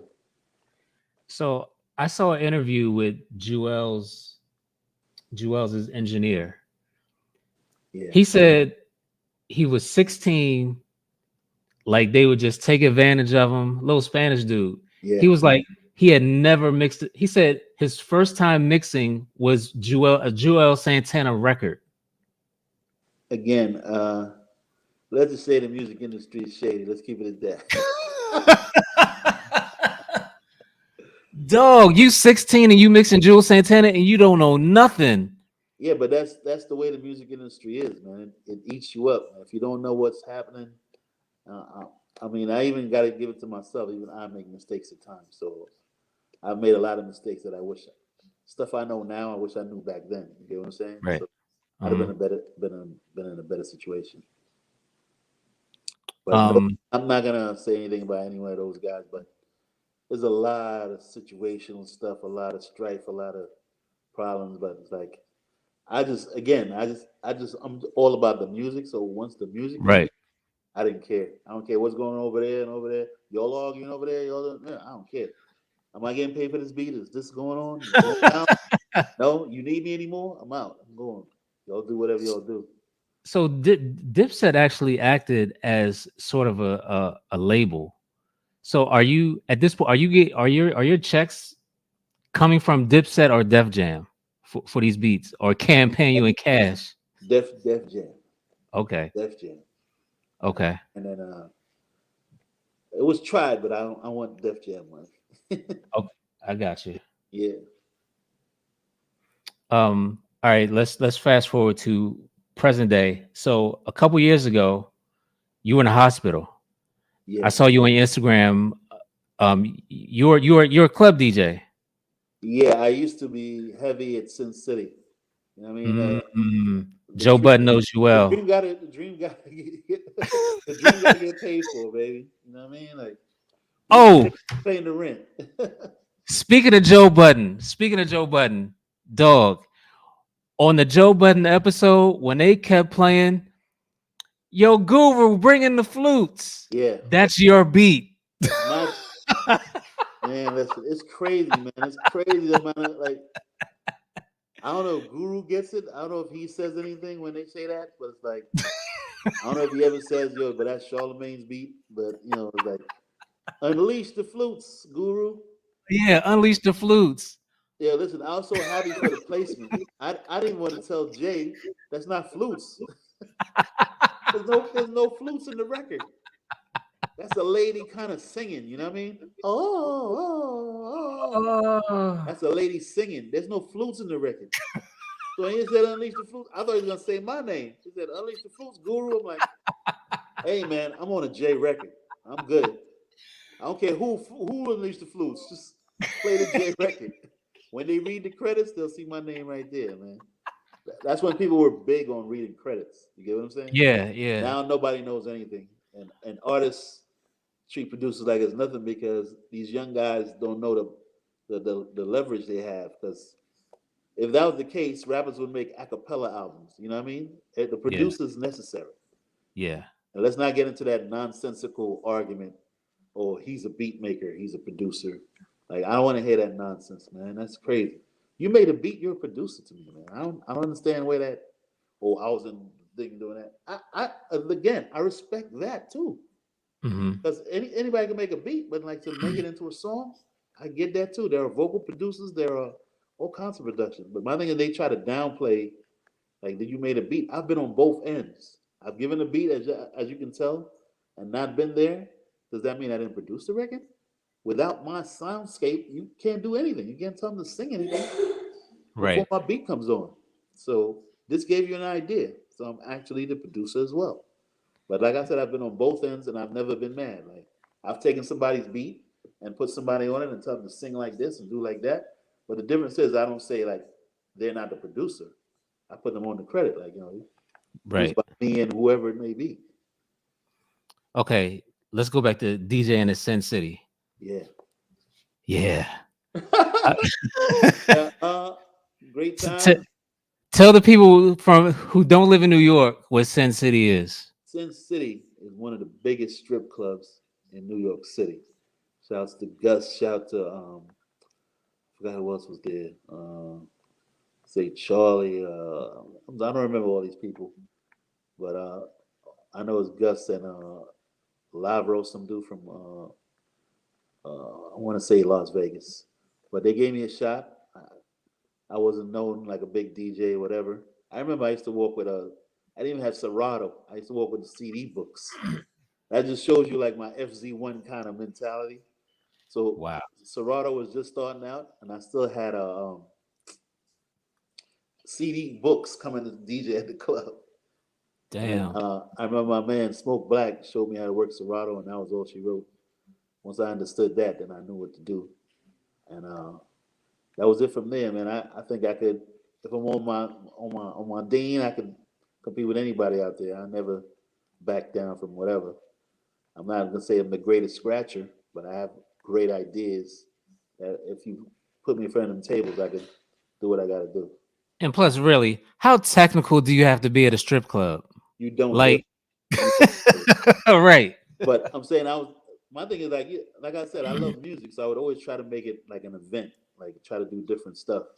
You know what I Hmm. mean? I try to make it an event. Once you left there, you're like, you might not even know my name, but you know that that DJ did this thing, man. Like, who is that guy? Like I fucks with that, and I think I brought a heavy down south influence there as well. Because I used to play all the new Jeezy, Gucci Man, OJ, the Juice Man, and all stuff like that they probably never heard of here. Like Hmm. because I was in Atlanta for a year, which I'm back here now, back in GA. But I was down here for a year, and I heard a lot of different joints. And when I went back to New York, they were like, "Wow, they never heard stuff like that." They heard it, but not in that. You know what I'm saying? Because the radio wasn't Right. Thug 101 like that. They heard it all in the strip club. So how did you end up in the hospital? What happened? I'm thinking it's the lifestyle of because I used to DJ straight. People could say what they want about. Oh wow, they make a big deal now about somebody DJing 3 hours straight, 4 hours. I used to DJ 8 hours straight, no breaks, drinking Red Bull, eating bad. Uh, Damn. at one time, I was working at the other. They had another club called Show Palace, and I used to leave Sin City and go to Show Palace and DJ after hours. So that's like a 12 hours of DJing. You get what I'm saying? No breaks. I was not one of those dudes that would put on a mix and go to the bathroom. I used to stand there, and I don't care if it's 10 or 10,000. I try to entertain the people. You know what I mean? Make sure they're having a good time or whatever. And I was Mm. one of the first ones to. I was playing Afro beats in the strip club. I mean, Wait, before what? used to play Afro beats in the strip club. I have the receipts. I have footage of it. So you know what I mean. I used to play, and it wasn't slow music. It was a little faster paced. You know what I mean. But Mm. I remember how it happened. Some Nigerian guys came to the club, and they wanted some of their music, but I didn't have any. Just so happened we had a busboy who was African, and I asked him like it was the hottest records.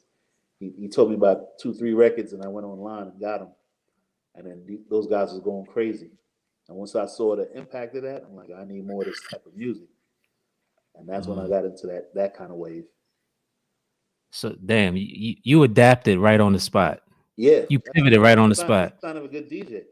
Yeah. That's why technicians are so lauded today, very appropriately, and I understand that a lot of DJs can't do that. You got to read the crowd. All right, they're not Hmm. responding to this. Switch it up. What you got to Right. lose? Just, you know what I mean? Like, okay, all these new joints you playing is not working. Maybe they're old school crowd. Switch it up. Right. You know what I Man, that versus, I don't know who Dipset's DJ was. That mean? nigga was killing the vibe. He He was was killing. hard, man. He was Dog, hard. don't play swag surf after we didn't got MOP. But my thing is like you in New York, man. Leave that for the Gucci Jeezy verses. We're in New York. Play New York records.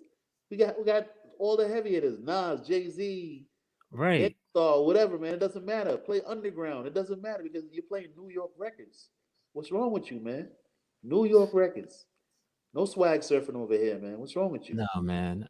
Shout out to DJ Sticky Mo, Cam's DJ, or whoever's over there, Dipset DJ. This is man. Yo, mistakes happen. Maybe he wasn't on his point today, or who knows? If you know the financials, who knows? Who knows? If you know what I'm talking about, I'll just leave it at Yeah. that. I don't know, but So you're DJing, I'm 8 DJing to 12 12 hours, hours a night, eating fried chicken. all day, 7 days a week. Sometimes, 2 days off. On the 2 days off, I have to do all the domestic stuff and different things, and then get back to the grind again. And then Mhm. eventually, it just happened, man. I think I went to the doctor one day, and he was like, "We got to get you to surgery, like right away." I was like, "Can I just put it off?" He's like, "If we don't get you to surgery, within the next week or so, you might die." So what happened was, my arteries were clogged to my heart, and they had to. Usually they put a stent in there, like to Yeah. open it up, but it was too far gone. They had to take veins from my legs and put it there, and crack open my chest. I still have the scar, and I had to have like quadruple bypass surgery. And plus, eating all that stuff, diabetic, high blood pressure, all that stuff. So I'm lucky to be alive. I'm still out here. You know what I mean? And Hey, thank God and to everybody. You know what I mean? My whole family, yeah, man. my lady, everybody kept me on point. So I'm very appreciative. You and I have a lot in common. I actually had a heart attack, and I have 2 stents right now. So, they go in through your groin. Yeah, It man, you you're lucky because, like I said, you had to see the machines that were around me. And I thought it was, I'm like, no problem. I'll be good in like 2 weeks. Like months later, I'm like, oh my God. And I had to walk around with this machine that I know they had like some tubing looking like Dr. Octopus coming out, and I had to walk around like a radio. It was something Wow. crazy, like to I don't know, like to wash the blood or some kind of craziness. I don't even remember what it did, but I What? still have the scars to that too. So it's Yeah. uh, What's crazy? They didn't even put me under anesthesia. They just numb my groin and just go up wow. in there, and I could feel it in my chest. Yeah, And you can see, like they show you the X-ray like yeah. TV like right above, and I'm like, I I don't want to think I was gonna pass be able out. to do that, man. I would have passed out already. Uh, Oh man. but you were lucky to me because I had to be put under. It was crazy. Right. Damn. Okay, so what are you doing now musically? Now, What you got coming out? now I'm still back at it. I'm happy. I'm still out here trying to make it happen. You know what I mean? Over out here in Locust Grove, Georgia. Me and my man V, he got a studio over there, and we're still working, man. Still out here making beats. I'm doing remixes. Still doing what I do. I love music. I don't think I'll ever stop. So I found like a couple of people. My man Milton J. I got some other producers from the DMV. Uh, Who? Who? Because I'm in DC. Who you yeah, got? my man called. There's this dude called Phil the Real, and what's the other dude name? Snare Jordan. Dude named Mm, Snare Jordan. He's dope out there. But they're doing more of the new stuff. But okay. Phil also raps, and yeah, he's kind of nice on the joint. And then I got my I man think Milton J. who? Different Milton J. He's like more like a Okay. rock artist. He's out of Maryland, rock rap Okay. artist. He does it all. You know what I mean? In fact, I have a song with him and Benny the Butcher on the ad libs. I might throw that back up after this. And we did a great video, like a stop motion video. That's kind of dope. That I don't think enough people saw it, even though it's up to like 50K views on YouTube. But I think more people need to see that. How'd you connect with DMV producers? My man V actually knew him, and he brought him down. And K Bomb, the dude I messed with, my other guy Bomb, he was also on the Nervous. When I got to the Nervous part of the contract, he was Hmm. one of the artists that was on Nervous, but we never really got to do an album together. And he's from the streets, and he lived that life, and he has a couple of crazy stories. He told me a couple, and I think we recorded them. We might have to put out. Like he got kidnapped. It was. He has a lot of crazy stories, man. He lived his life, and he's still here to talk about it. So I'm like What do ready you to put it down. what do you think? What do you think of the career? What do you think of Kai's career right Kai's now? incredible, man. I'm so happy to see him get where he needs to go because I think that he had to feel comfortable in his own skin. He says this a lot in interviews, and I disagree wholeheartedly so much because I don't even understand where that came from. He said he felt he was whack and he didn't fit into the group, and that's why he felt A Butter was a better fit and stuff like that. But no one kicked him out. No one ever said that to him, and I feel that's a misstatement by him. Like no one, I never said Kai is whack. I always believed in all my guys, no matter what anyone else told me. So whoever I mess with, I'm with you 100%. So I never fell for the okey doke. Oh, he's all right. I don't get where he's going, or you know what I mean. I don't like his rhyme scheme. I'm like, you don't hear that? This dude is poetic. Like the way Kyle rhymes is way different. Like he had a different structure, and in his own interview, he'll tell you that he learned bars and hooks and stuff like that structure from us because he was just rhyming forever, kind of like Wu Tang. And it's funny because he ended up hooking up with Genius. I remember when I heard that, I was very surprised and very happy as well. I wish him the best, man. I love to hook back up with him and do something, but it's his own path, you know what I mean? So I'm never Yeah. mad at that. I'm glad he found his lane and he's comfortable in it. And my favorite record from him is Cold Facts. I like that record up to now. Okay.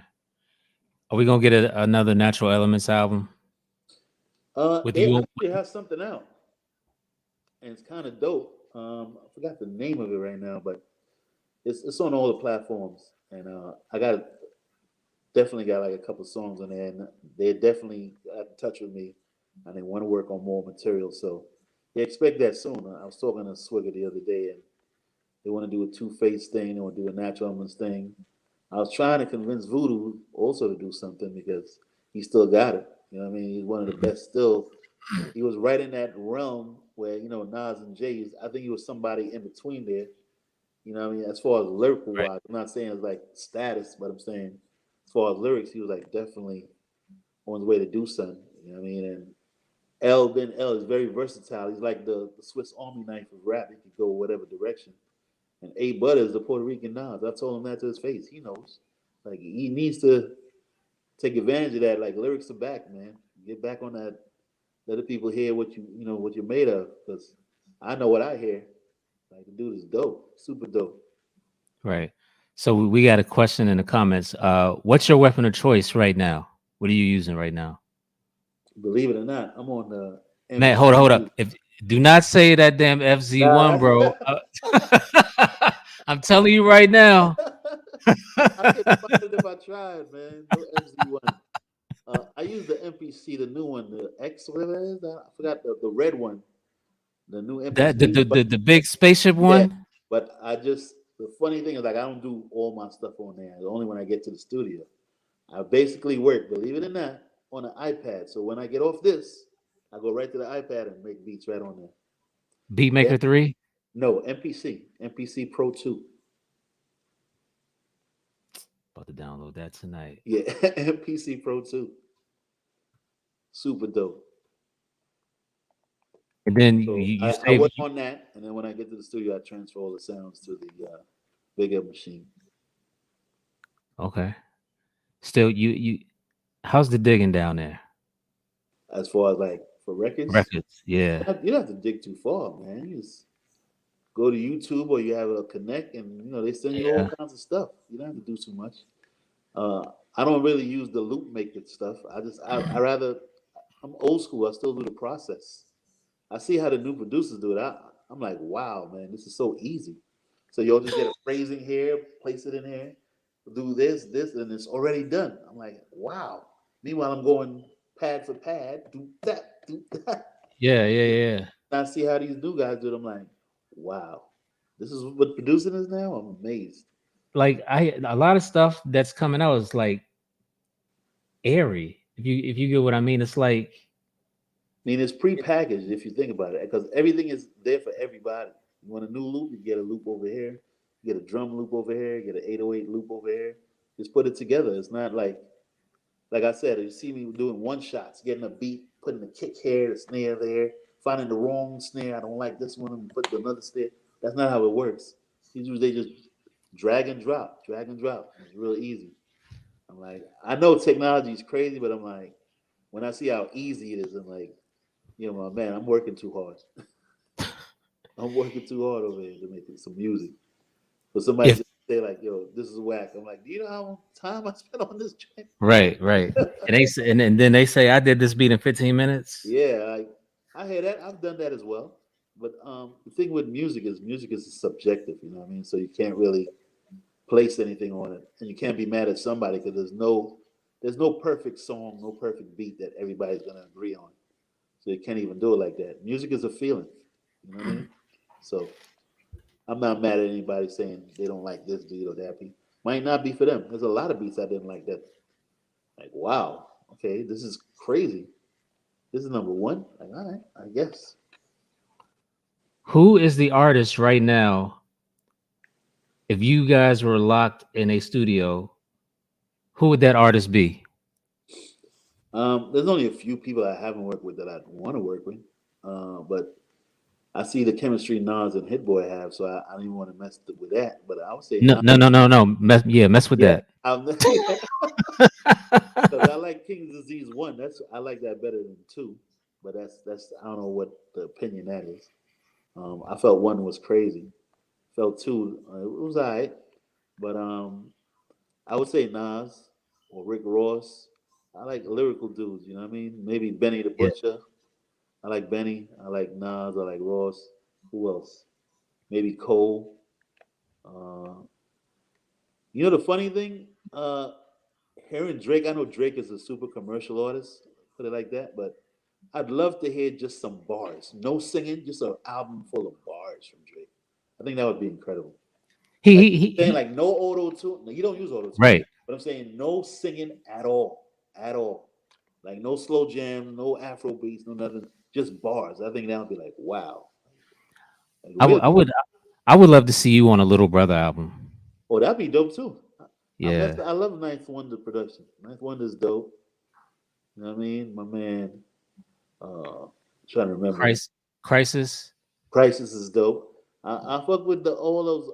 There's a new collective like Overlord Radio. I go to those guys. Those guys are they mess with a couple of guys that all those guys is dope. Like Static. Yeah, There's shout out another to Overlord guy Radio. JT. Yeah, they got like a bunch of producers over there. Donnell Smokes. I forgot the other dude name. There's a couple of dudes there, and I'm like, when I hear that stuff, I'm like, wow, this is crazy. That's my new inspiration sometimes. Whenever you feel you don't hear beats like Overlord, they always got some joints over there. Kelsey and the other dude. Yeah, I guess he's Overlord as well. I went to Soundtracks Instagram the other day, and he chopped up Soundtrack. That's the guy. Bro. Soundtrack. He's crazy. He chopped up Keep Rising to the Top. Praise too. You heard Praise? Come on, man. Praise is from here. Praise is around the corner. Praise is crazy. Praise is fire. Praise, Static, Soundtrack. Those are the names. You know what I mean? Like Kelsey, all these dudes, man. These young dudes on the come up. I like hearing stuff like that. Like these dudes are crazy. Shouts to my cousin Freckle Dragon too. Before we go, top 5 producers. Top 5. Let's go. In no particular order. It's always going to be the same. Top 3: Dre, Primo, P Rock. But but I want to change it around. Like I like Dilla. Dilla's like one of my favorites. Diamond D. He's underrated. I mean, a lot of people don't say his name a lot. Very. Diamond D. My man. I put my man Austin in there. Okay. I think I did enough. I don't know. I just don't want to put like the usual 3. Everybody's gonna say Dre, Primo, Pete Rock. You know what I mean? So Dilla for sure. Right. Who doesn't like Primo? Honestly, like he's like Godfather. This whole thing. Solar doesn't like him. Whatever, man. Oh man, missing out, man. This is the real. Get with the real. Hey, I want to share something with the crowd real quick. If you guys haven't heard this record, why the fuck you just don't leave that nigga Nori alone? You don't understand, I love him. But he ain't feeling you. He's feeling another bitch. Face it, when he goes to the studio, she's still waiting for him. When he's writing, she's next to him. When you need him and he don't call you back, who you think he be with? Yeah, I guess I lost my man to that bitch. Yo, married to marijuana, stabilized persona. I phone a bitch anytime I wanna. It feels good just to see her in all black, looking all that. Tell her I like to be with her. Every night sleep with her. Some sneak you in jails, open your nappy walls like bullet hole swords. About your religious cause I'm jealous, knowing that you messing with the Daleks on the other side. Niggas I don't fuck with, but even talk to. The way they act, I can see they hawk you.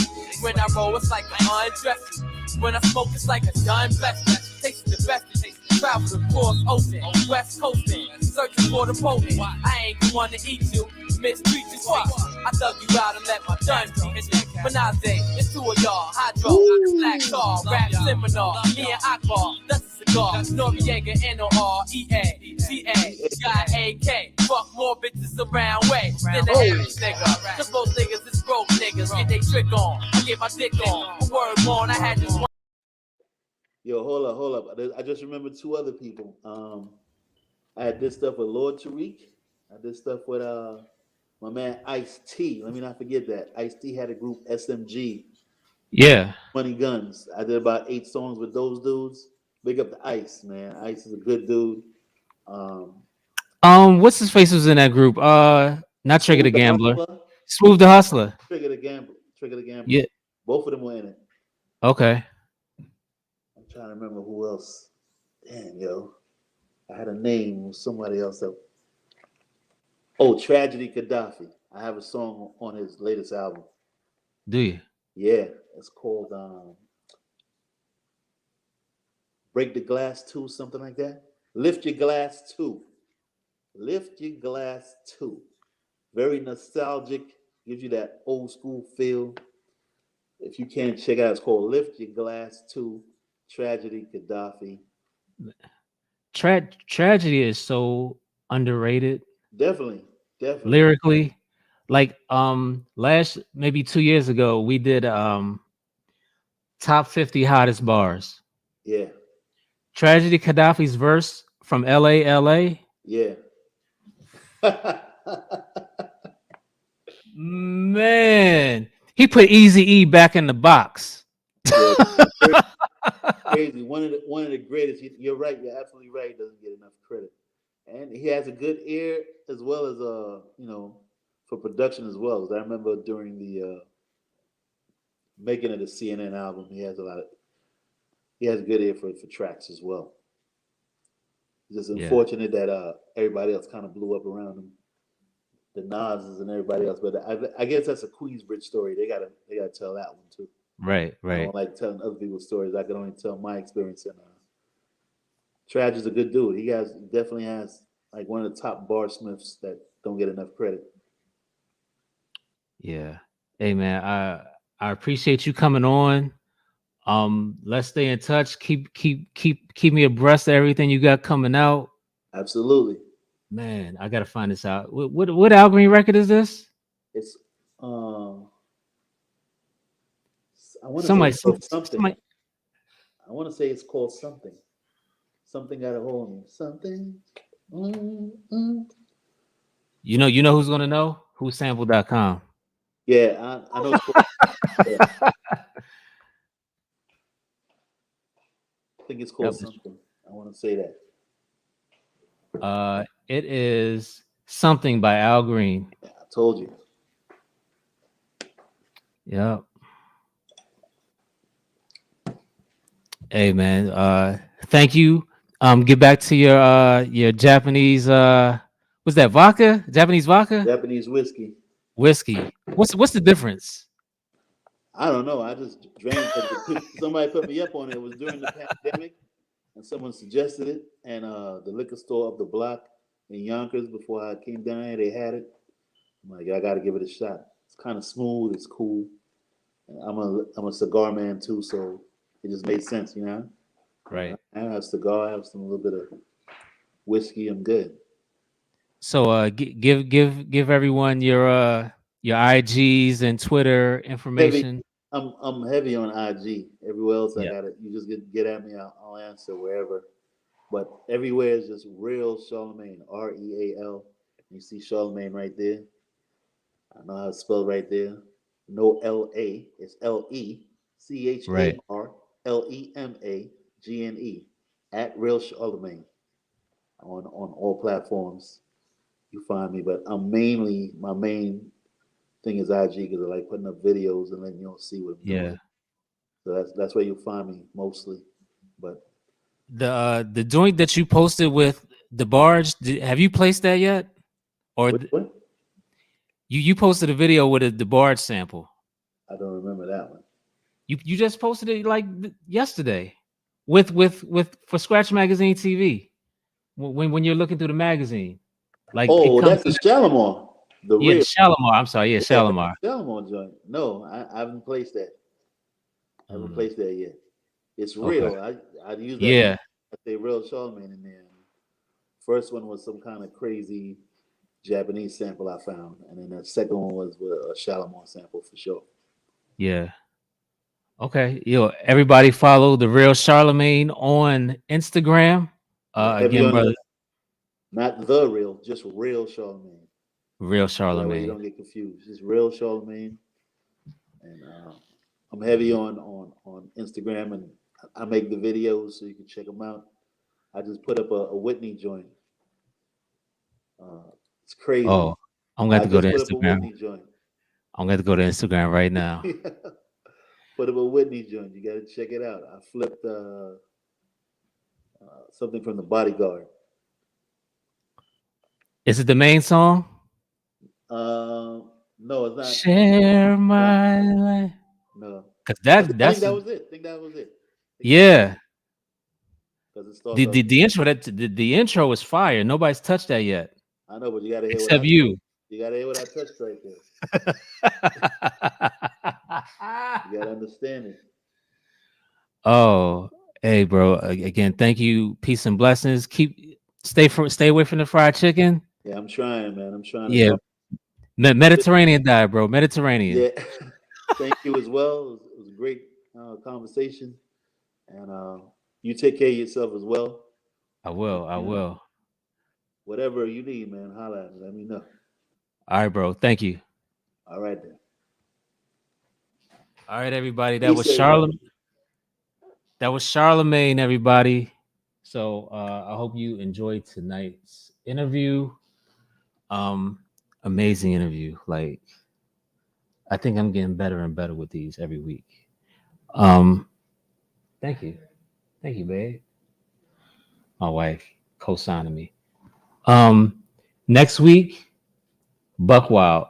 Buck Wild is next week. Oh, Saturday. Tomorrow night, 9:00. Who am I doing? I mean, what? Well, let's pause. Who am I? I am interviewing Drugs Beats tomorrow night, 9:00. Be there, be square. Drugs Beats tomorrow night at 9:00.